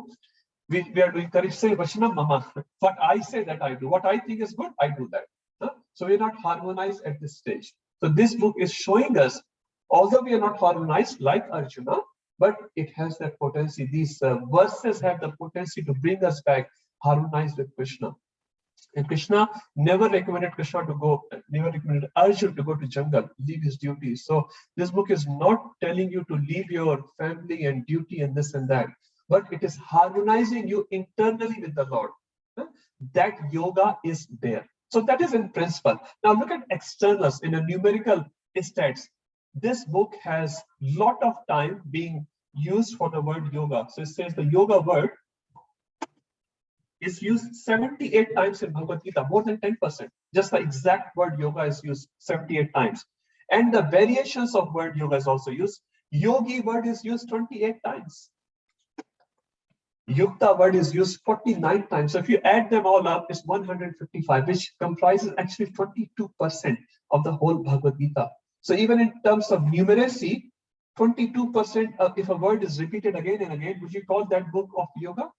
Yeah, because that word is highly used in that book throughout. So in terms of principle, in terms of external numeracy as well, this is a book of Yoga Shastra. But obviously, the internals are more important, right? But externals are also valid, and Krishna has done it throughout. Now, what are different yogas discussed? Maharaja Prabhu already answered that. So there are 4 main yogas discussed in Bhagavad Gita in this book: Karma Yoga, Ashtanga Yoga, Jnana Yoga, and Bhakti Yoga. We'll talk about them when we go there, but they are the 4 primary categories there. Okay, what is the qualification to understand Bhagavad Gita? If you go online, vedamins.com, this is free book, isn't it? Or you can buy the book for $10 or something, $5, right? So, but how many people read it and how many understand it? And how many of understanding was applying their life? Pretty difficult. So what are the qualifications given by Krishna to understand this book? What are the 2 qualifications? This is given in 4th chapter, Bhaktosi mein Sakha Cheti. So why I'm revealing this knowledge to you? Because you are my Bhakta and you are my Sakha. So the point for us is we should be devoted to Krishna. Devoted to Krishna means have faith in Krishna. This speaker is not cheating us. Again, as I said, whatever I speak, don't bother about it. But yeah, if I'm repeating the word of Shastra or Acharyas, that words are important. Not because I'm important, because the word of Acharyas have potency. The medium may not be good. Right? So here, these words spoken by Krishna have the potency. So if you have that faith in Bhagavad Gita, what Krishna is speaking is correct, we'll go very fast. Instead of, let's do a PhD on the verse number 646, and then we'll see what the conclusions are. You'll be sitting here for n number of lifetimes again. You can do it, but you'll still reach the same conclusion. Like the speed of sun in Bhagavatam in 5th canto is written. I don't know, but it's written. Now scientists have done all the research and spent billions of dollars and come to the same point, which is written in Bhagavatam already. So what's the point? So similarly, if you read with that conviction, the message will be heard by our heart very fast. Friend of Krishna is a well-wisher of me, which he says in Bhagavad Gita. Suhridam Sarvabhutanam. Topics of Bhagavad Gita. Now these topics, Prabhupada is writing in his introduction, so I'm just following Prabhupada. Now Prabhupada writes in the introduction, where does he write it from? So he writes it from Baldev Vidyabhushan. So Baldev Vidyabhushan has given in his commentary Gita Bhushan 5 topics which Prabhupada writes. So what are the main 5 topics of Bhagavad Gita? Hare Krishna. Jiva, Ishvara. Start from Ishvara. Ishvara, Prakriti. Yes, Mataji. Karma and karma. Haribo. Thank you, Mataji. So I'll repeat what Aruna Mataji has said on the screen so everyone can take benefit. So we start from Ishvara. Huh? So obviously God is the source of Prabhu, source of everyone. And now from Ishvara, I'll go to Jiva Mataji. Again, the ordering doesn't matter, but just for the sake of remembrance, because here we are talking about God, Krishna. So Ishwar and Jiva. And then where we are doing our actions, we need a space. We are sitting right on the ground. Unless the ground was there, we will not be speaking anything. Huh? So there's space needed. Huh? Today is Mahavasu Prabhu's ashram, for example. So Prakriti, we need some space. Now, in the Prakriti, while we are here, Sumit Prabhu always write a time and date. Huh? Today, what's the date today? 6th of March, 2022, Sunday, 4 o'clock sharp. You write sharp. So, why sharp 4 o'clock? Because Mahavasu Prabhu may not like us to be sitting here forever. May not. Maybe he will. फिर बोलेंगे 2 घंटा हो गया 4 घंटा हो गया 6 hours have passed he was still there. Prabhu, I have to go to work, my kids have to go to school, I have to do some jhadu pocha cooking. But he may not say, he's a nice devotee. But so there's a time, in time and out time, expected out time at least. 15-20 minutes is all right, but so there's always a kal. My Guru Maharaj says we are forced by the kala every moment, any activity we do. You go to temple and someone gives you a chamar to do chamar on Prabhupada or say Govardhan Jail. The first question comes to our mind, may not be on the words. Kitni der karna hai? How long you have to do? You have to do n number of rounds. First question, how many rounds, Prabhuji? 16, okay, maybe. Huh? When Prabhupada said initially 64, what was the answer of everyone? 64. Prabhupada, no way, we can't do 64. Prabhupada said, okay, 32. Prabhupada, 32 also we can't do, we have to go to work, we have to do these things. Prabhupada said 16, no less. Then they just went back, not with the enthusiasm. Prabhupada said, no less, no less. Chaitanya Mahaprabhu says in Bhagavad, not Bhagavatam, Chaitanya Charitamrita, I will only accept a drop of water if you are a lakpati. Lakpati means you are the owner of at least 100,000. He's looking for 100,000 rupees or $100,000 in your bank account. Lakpati means if you are taking 100,000 names every day, which equals to 64 rounds every day. Now Chaitanya Mahaprabhu is saying 64 rounds, Prabhupada is saying 16 rounds. How does it work? That's in between Prabhupada and Chaitanya Mahaprabhu. We don't have to bother about it. Huh?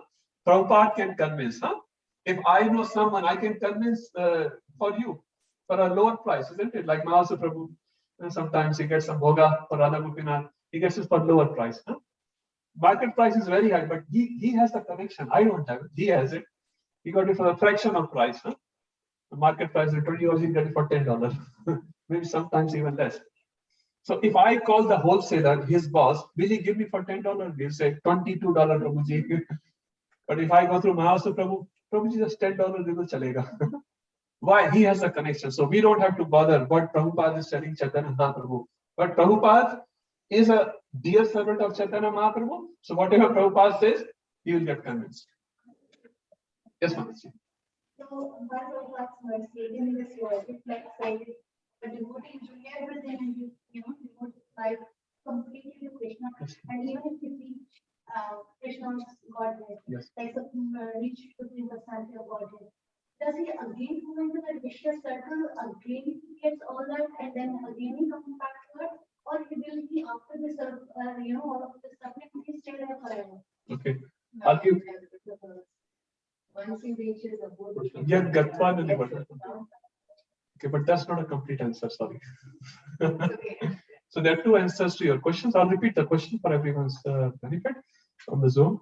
So Sonia Mataji has asked a very beautiful question. So after all this hard struggle of devotional life, chanting 16 rounds whole life and doing Mangala Arati sometimes at least, coming to Bhakti Sastri, listening Hemanga Chaitanya for 2+ hours, which is so difficult, and doing some devotional service. And after all that, if we make it back to Godhead, is it possible to restart this again sometime? So your question is very clear and your answer is also coming from you is very clear. You don't want to do it again. Is it right? I'm not sure Sumit Prabhu is happy with that. 7 janmon ka saath hai aur you're living my saath. Okay. So besides that, 7 janmas. Technical answer, sorry, said by Acharyas, yes. Practical answer said by Acharyas is no. So once burnt, never shy. So once you are burnt with the milk, कहते हैं दूध का जला छान भी फूंक फूंक के पीता है.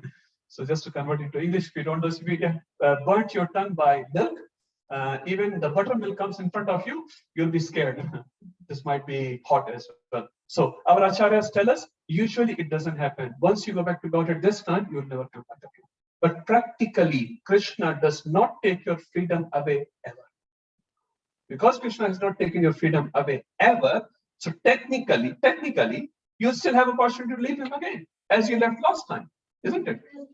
That's what the thing. Krishna always fulfills your desires, and we might get into all of that desires again. Even if we go there, then Krishna might try, or he will show us the picture. See what happened? You went last time, Exactly. and all of that happened. So don't get into the trap again. But will we have that stability? I'm not saying I will go and yes, and yes, Mataji, you will have some smriti of the experiences, not in detail, in principle. Yes, you'll have a smriti that I had a bad time. Now, in Sydney, I had a bad time, or in America, I had a bad time, or India, I had a bad time. Not the details, that's not needed. But technically, Krishna never takes your freedom away. But our acharyas tell practically, you had enough.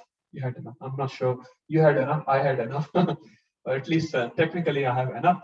Don't want to restart the cycle again. But again, I have desires which are not aligned with Shastra. I'm being very honest. And that because I have those desires right now, I'm being honest, the possibility is I will come back. So the good part is we have great teachers here. We have great help here. We have Prabhupada here. So we should take full benefit and curb our those desires, dovetail our those desires in a devotional way. And then you don't have to come back. But till that time, you are fully ISI mark, no entry, sorry. But again, our qualification is not just based on our efforts, our qualification is based on Prabhupada and Acharya's mercy. It says actually, our efforts are only 1%, Acharya's mercy is 99%. So through our efforts, we are not making Krishna impressed. Krishna swara mala diya hai. You know, Ekadashi, Nirjala, 64 rounds, golden parikrama, 16 times on the Prabhupada.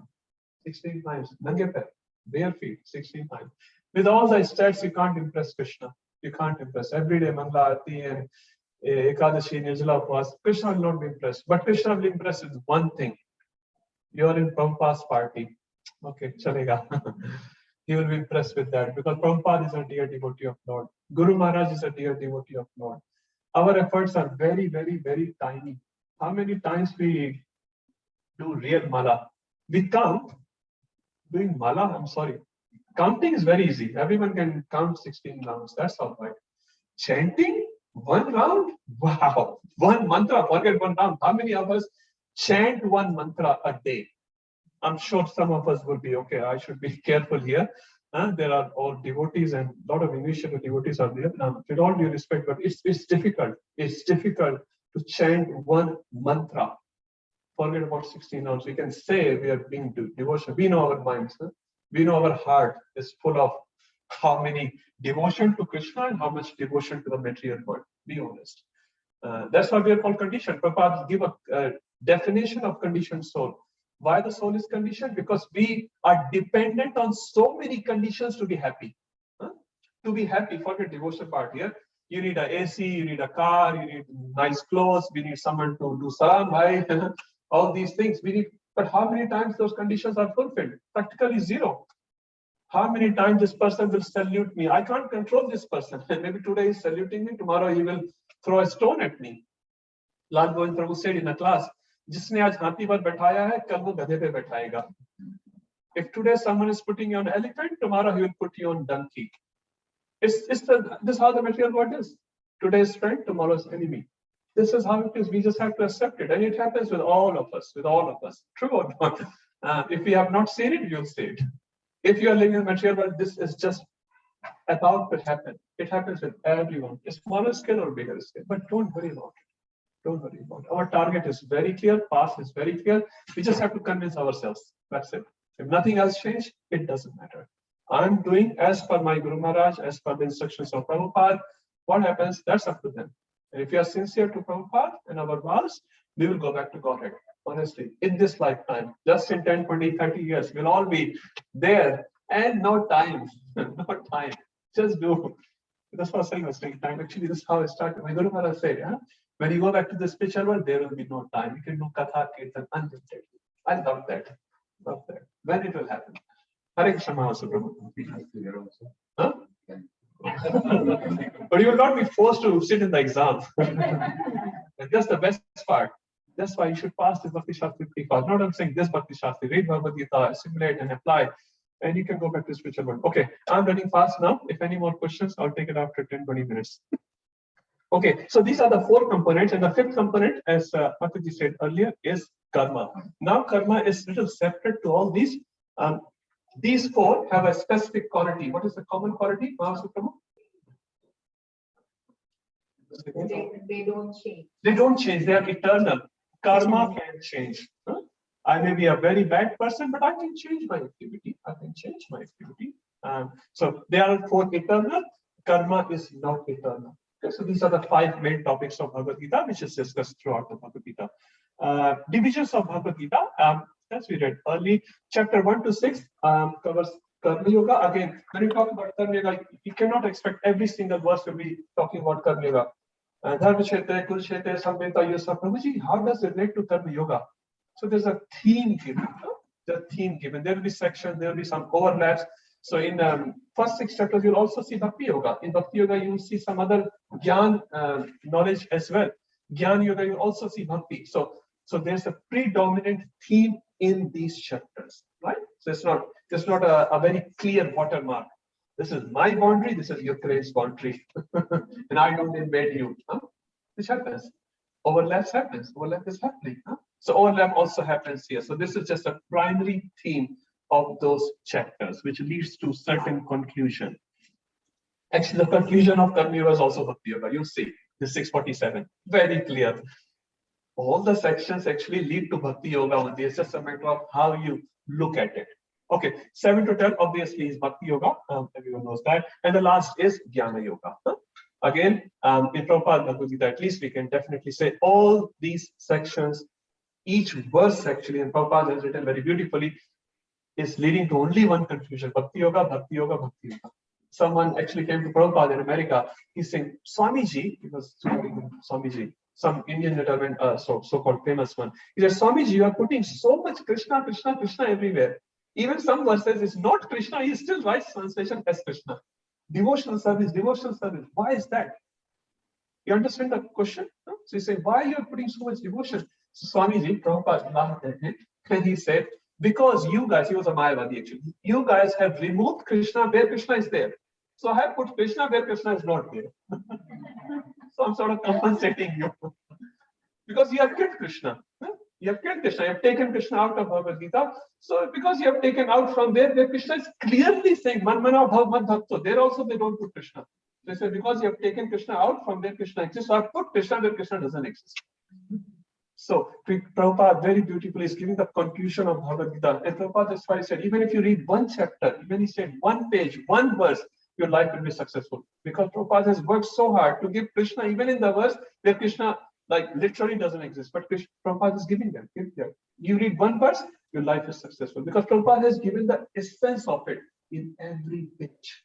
That's why Bhagavad Gita is very nice, very, very nice. Okay. Now, why Bhakti Yoga has been put in the middle? So our acharyas have discussed this. It's again a long discussion. We'll try to do a little short. Thank you, Mataji. Very nice, very nice. So that's one answer. This is given by Krishna Chakravarti Thakur. We'll just quickly read this. We don't have much time today. So Bhakti is a rahasya, it's a secret. Bhakti is essence of all the scriptures. So rahasya, secret, your jewels. Where do you put your jewels? Outside the car park? Aajao le lo.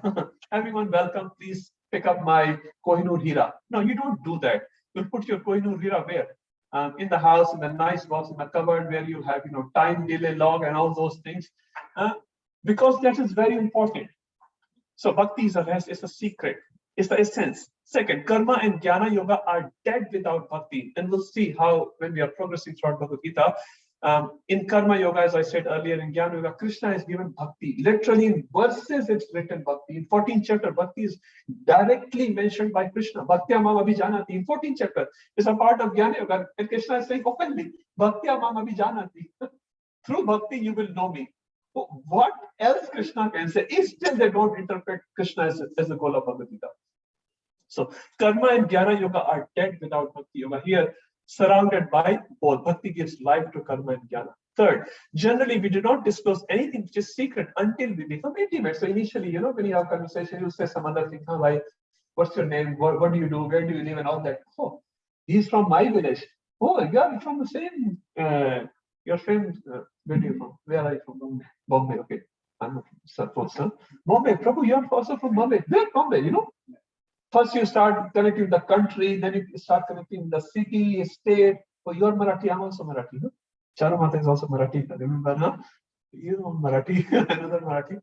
Anyway, so we connect at different levels. So we connect at the state level, then on Bombay. You say Bombay, Nariman Point. I also live in Nariman Point. Which state?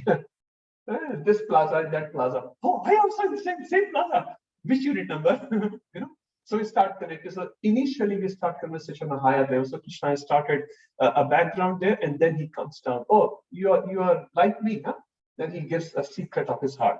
Fourth, most important is kept in the middle. King traveling with his army is always in the middle, protected. Okay.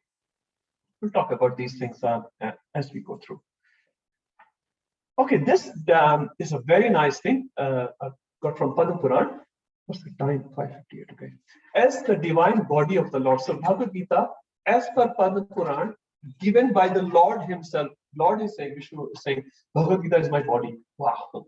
And how he's saying, we'll look into it. So anyone knows? Jamati Mataji already knows that. It's all right. Even if you say wrong, it's all right.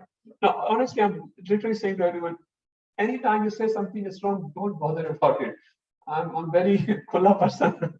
You can say, we're all learning. See, I've just looked at it before coming. That's how I know. My memory is very, very short. Very, very short. But don't worry if you say wrong. But participate. It's nice. Please, Mataji. No problem. You're honest. Anyone else? Okay, no worries. Let's have a look. So, first 5 chapters of Bhagavad Gita, again, as I said, Padma Purana by Lord Vishnu himself saying, they are my 5 heads. So, Lord speaking this verse. I've not put the verse here. There's a verse there actually. Chapter 6 to 10 are my 10 arms. So a normal person who has 1 head will have 2 arms. So Lord has say 5 heads in this form, have 10 arms.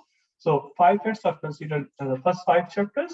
Next 5 chapters are considered Lord's 10 arms, 5 on this side, 5 on the other side.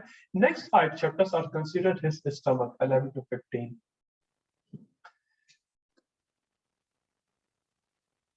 Okay, the 16 is missing. That's actually, yeah, 16 is missing. So 16 should also be, 16 is his stomach actually.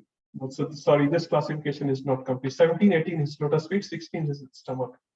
So 10 arms, and I think it's a chest. No, it's a chest of the Lord. So, okay, this classification is not complete. So first 5 is head, 10 are arms, and then the chest, and 16 is the stomach. And 17, 18 is the lotus feet of the Lord. Okay, let's move forward. So this is nice. So anytime you're touching Bhagavad Gita, you are actually touching Sri Bhagavan. Huh? So nice, so nice. Any verse of Bhagavad Gita you touch, that's Lord speaking. This is not Acharya's commentary. See, Mataji is embracing the book. That's why Bhagavad Gita, Bhagavatam can be worshipped as Lord. This is a literal incarnation of the Lord, told by the Lord himself. Huh? What are the proof we can say? Gita Mahatmya. Now, this is again a big seminar topic. I'll try to cover in the next 4 minutes.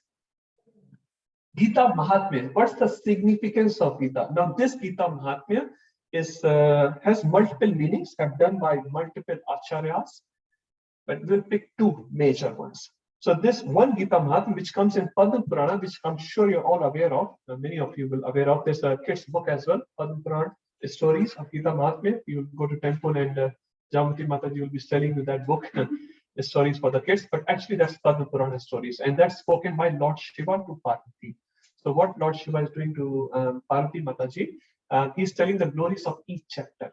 So there are 18 chapters in Bhagavad Gita. So there are 18 chapters in Padma Purana spoken by Lord Shiva to Parvati about the glories of each chapter. There's chapter 1 glory, chapter 2 glory, chapter 3 glory. So there's 18 chapters. If you need that book, you can come to my car. My boy is reading in the car this book these days. So very nice book. Huh? Very short stories, very beautiful. I've read it many times. They're very nice. short stories. This Brahman read the chapter 1 of Bhagavad Gita. This parrot read the chapter 1 of Bhagavad Gita. This prostitute heard the chapter 1 of Bhagavad Gita, and they all got benefit. So if you are reading it nicely with little devotion, why it will not benefit us? That's the principle. You may not remember the name of Brahman, and that's all right. But the point is very, very auspicious. And who is glorifying it? Again, not any normal person of this world, Lord Shiva, who is the Swarup of Krishna. Vaishnava Nam Yatha Shambhu. He is the biggest Vaishnava. Very authoritative. And you can find it on internet as well. So this one Mahatmya of Gita Mahatmya, another Gita Mahatmya, Lord Shiva again does it in another form, which is very popular on Earth planet, which is Shankaracharya. Shankaracharya has written a glorification on Bhagavad Gita, which is known as Gita Mahatmya. If you say Gita Mahatmya, many times people actually refer to Shankaracharya Gita Mahatmya, which is valid, completely valid.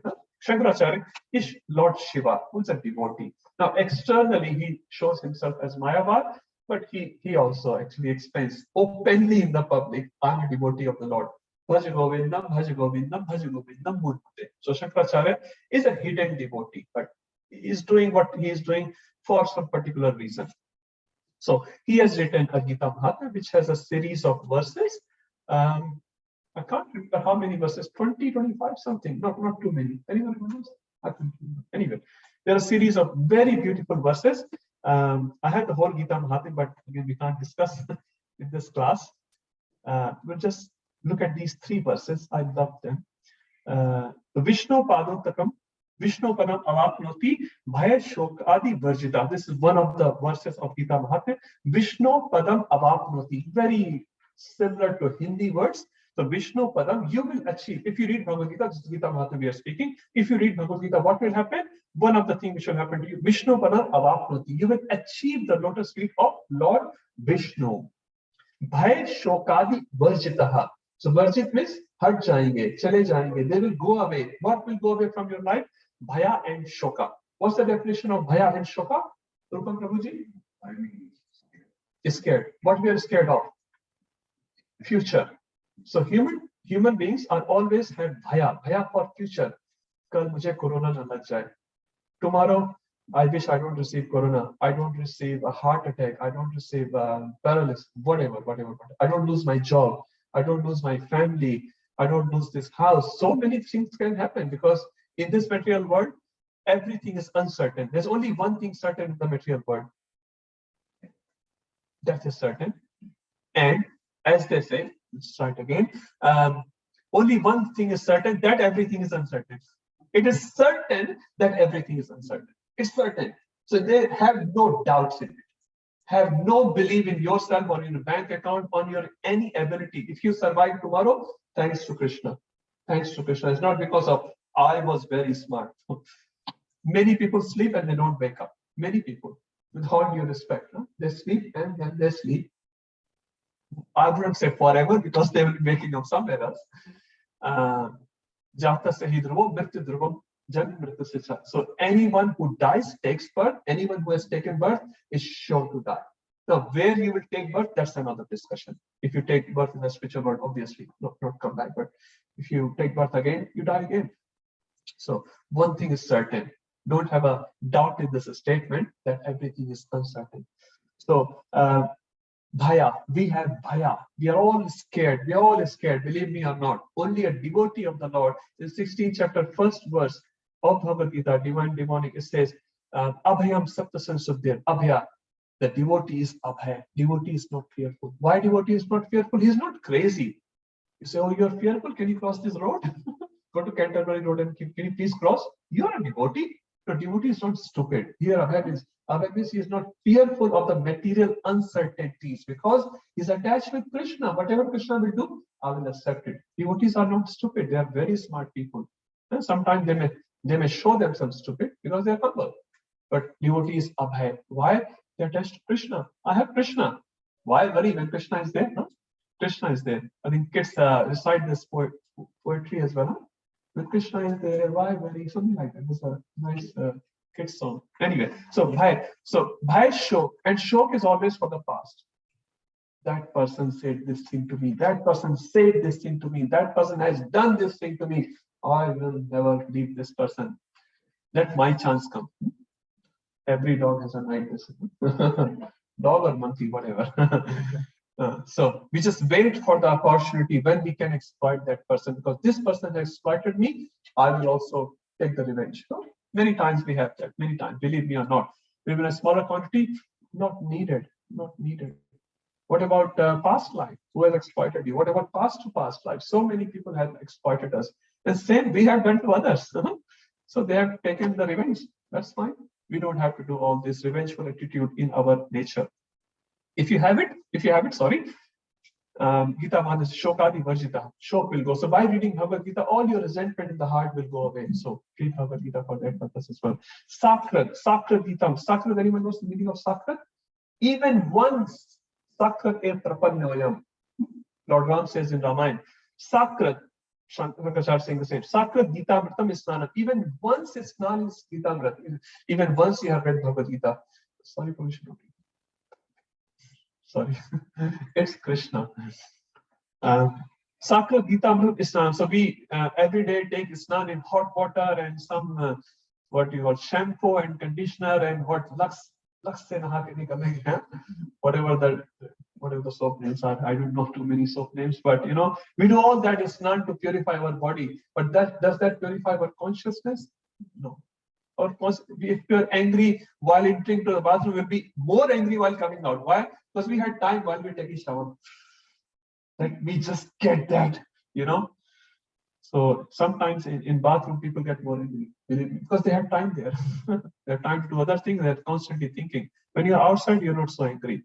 So Sakra Gita Isnan, do bathe in Bhagavad Gita. What it will do? Sansar Mal Nashanam. So first line said, whatever lamentations or bhaya, scaredness feeling you had, that will go away. And second, sansar mal nasham. So this refers to the seed of doing those activities. So one is like, if I am a thief, what's my livelihood? I steal.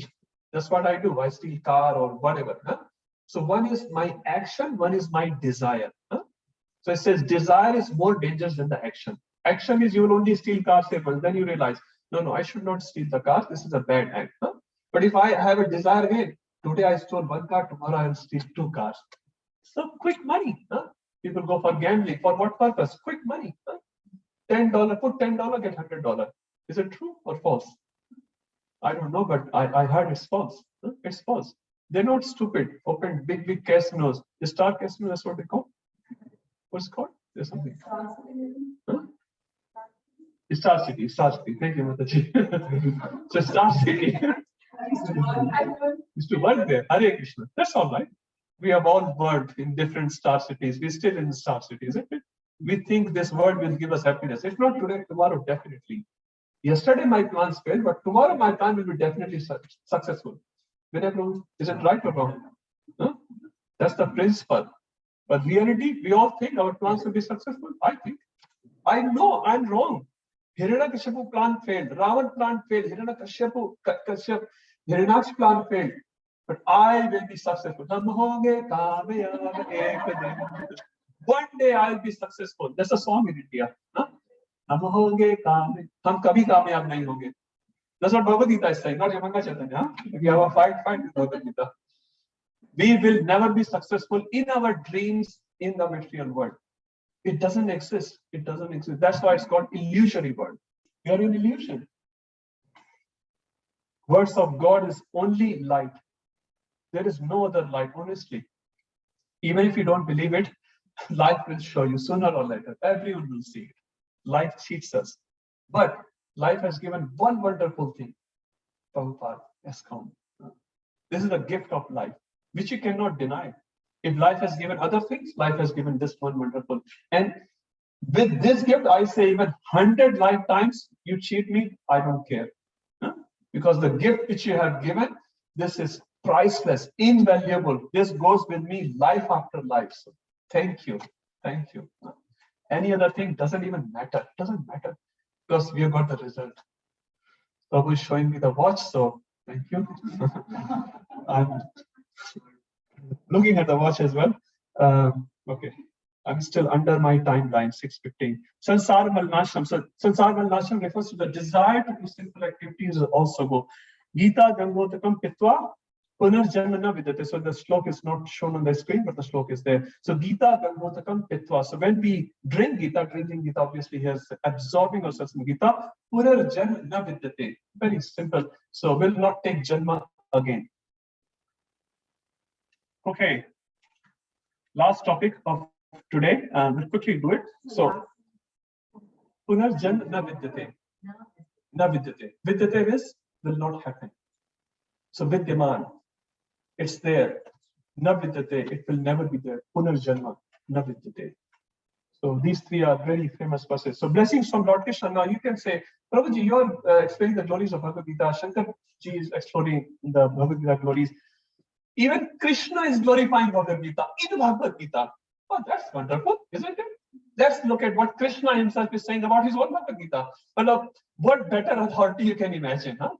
The speaker of Bhagavad Gita, Bhagwan himself is saying, if you read this, what will happen to you? Let's look at these three verses, isn't it? 1868, 1869, 1870. These three verses are so dear. They are so beautiful verses. I don't have time to explain them. One day we'll get there when we come to 18th chapter, if Krishna allows us. Ya idam paramam guhyam mad bhaktesh abhidhasyati bhakti mai param kritva mam evashati ashanshayaha. I'll just say very quickly. Ya idam paramam guhyam. Guhyam, everyone knows it. Secret. Param guhyam is very, very secret. The 9th chapter name is the most confidential knowledge. We'll read when we get there. Mad bhaktesh abhidhasyati. So whoever explains this param secret, the supreme secret knowledge to my bhaktas, bhakti mai parakratva, he will get my bhakti. And which sort of bhakti? Para bhakti. Pure transcendental Shuddha Shakahari bhakti. Not mixed bhakti. So bhakti also have different types. Bhakti also is Masahari. I'm telling you, Mataji, because bhakti is mixed. And sometimes it eats the people itself who is doing the bhakti. Example, Brajavasis were doing bhakti of Indra. Indra was actually trying to kill them. They were also doing bhakti. Kansa was a devotee of Durgaji. Durgaji did not help. Ravan was a devotee of Lord Shiva. Lord Shiva did not help. So what we are looking for, Shuddha Shakahari Bhakti. So pure bhakti, transcendental bhakti. In Damodar Ashtak, what do we sing? What's the 7th verse of Damodar Ashtak? Help. 7th one. Tatha prema bhakti swapam netrayacha namo shidraho nirsi damodare. Tatha prema bhakti, that bhakti. So asking Satyavrata is asking a specific bhakti, that bhakti which he has given to Nalkuver and Manigreva. I want that bhakti. Huh? Sadame manasya virastam kimanye. So this sort of bhakti, para bhakti, who will get that? Who will explain the secret of Bhagavad Gita to other devotees? So I have a little opportunity. Because of your mercy, I'm not a devotee, but because you're all devotees, Prabhupada said that in our conversation. I'm not a devotee, Prabhupada speak. I'm not a devotee, but you all, I have a hope that you all, when you go back to Godhead, because of you, I will also have an opportunity to go back to Godhead. That Prabhupada is speaking. So if you think you are great, look at the statement of Prabhupada. But I like the spirit of the statement. I like the spirit. The spirit is, so when we serve devotees, we have an opportunity to be seen by Krishna. Not that we are important, but we are serving the devotees of Krishna. And Krishna, oh, this devotee is nice. He's serving my devotee. Huh? If someone helps your son or daughter or your loved ones, your parents, you like that person. Even if he has some faults, but oh, he's helping my mother, he's helping my old father. Oh, thank you, Prabhu. Thank you, Mataji. You have my loved ones.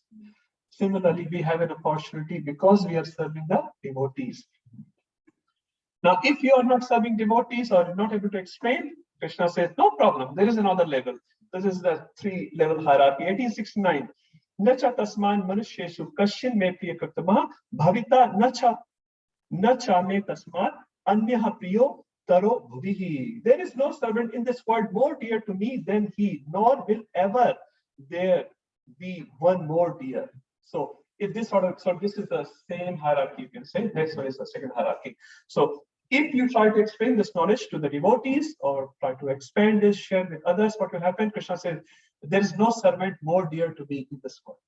It's a pretty big statement, huh? Krishna is openly saying, come on, you read and you explain to others. How much you explain, as much you understand. You don't have to become a scholar. So that's very nice. And the last verse, 1870. Adiyeshe Adiyeshe te cha ya imam dharmam samvadayam avyoho jnanam yajnena tenaha istam syam iti me matihi. And I declare that who studies this sacred conversation of yours worships me by his intelligence. So you can say, I don't have capacity to explain to others for whatever good reasons. Even if you read it, you're worshipping me with your intelligence. So reading Bhagavad Gita is worshipping Krishna on the altar. And that's why when you're reading it, you should be careful, not just put the book under your legs or all those things. So because it's Krishna himself. So just by reading, even if you don't know the philosophy so well, so you can share with others, you are getting the blessings of Krishna directly spoken by Krishna in Bhagavad Gita. You don't have to go to Padma anywhere. Although there are obviously authorized statements given in other places as well. Okay, here we are. So I stop here. If there are any questions, someone can tell me. I hope not. Otherwise, others will feel like, nothing. Oh, Hare Krishna. Either you have understood everything or you have not understood anything. I'm sorry for that. I was not able to explain properly. But there's so much rasa. And sometimes, oh, there is one. Always one. Rupam Prabhu has a question. Sorry. Yes.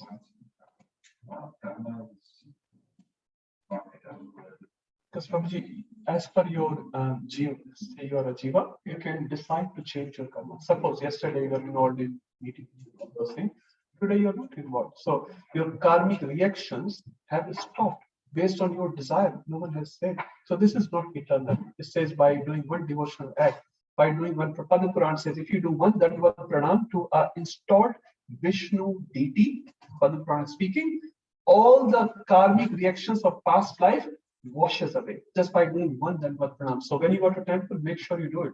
Now, obviously, for Mataji's recommendation is Panchang Pranam. You don't have to do Pranam. So just follow Shastra. One Panchang or Ashtang Pranam, Dandavat Pranam, can wash away all the simple reactions of all the past zillions and trillions of life. Padma Purana is not mine. So what to speak of this little karma of this life? So how do you reconcile this with the fact that in every culture, the history of the world is the same? You have karma happening. But we're talking about the karma of an individual. That's the question, right? Yes. So isn't that kind of constant? That's also being. But it's changing. It's individual. It's your individual account. Now today you have in your bank account, for example, I would say $100,000. Huh? If you have it, I don't mind. It's all right. Actually, it says in Padma Purana, if you have something, if you say no, sometimes Saraswati can come in your mouth and it will happen. So avoid saying clear no's as well. Also, sometimes it's useful. You know that Baniya said, "Hari naam mein to khali lata patta hai." Everyone knows that. Satyanarayana ki katha, and now it literally became lata patta. So we should be very careful. Anyway, if you have it or no, I all due respect, I don't need it. At least today. Be honest, if not, be duplicit. Sorry, Shastra says that because if you say true as untrue, true can become untrue actually. So many times people are always, Prabhu, paise nahi hai, I don't have money. You should not cry actually. Even if you are not satisfied in your heart, that's all right. Because it may happen, what you are saying may happen as true. Okay. Karma changes, it's individual. What we see is like more or less it's Yoga, just talk about you. You don't talk about the yoga and this and that. You, based on your desire and devotional activity, can go back to Godhead in this lifetime. You can burn away all your karma. If you don't take the path of devotion, you can be in this life for millions of years based on your previous karma. Right? So you can change. It's in your control. I understand that. My question is, you say we hear lectures on and the way children, the entire battle happened, and you see that thing keeps happening every time in different karmas. Isn't the fact that the karma element is also to some extent is a constant rule? It's two different topics for me. Here we're talking Ishwar, Jiva, Prakriti, Kal, and your karma. Karma is not eternal, it changes if you desire so. Okay, I think we'll stop here. If you have any other questions, announcement.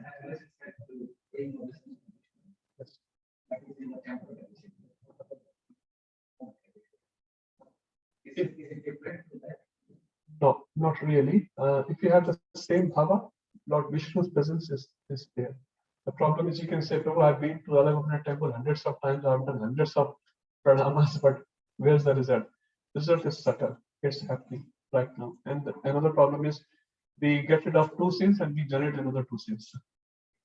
That there's multiple things are there. But progress is happening. It's subtle progress, it's happening. Bhakti Sastri gave one example. Where you're going to India or any other country, sitting in a flight, the speed of the flight is how much? Around 800 kilometers an hour, something like that, 1,000 kilometers. Do you feel like, when I push kar raha hai?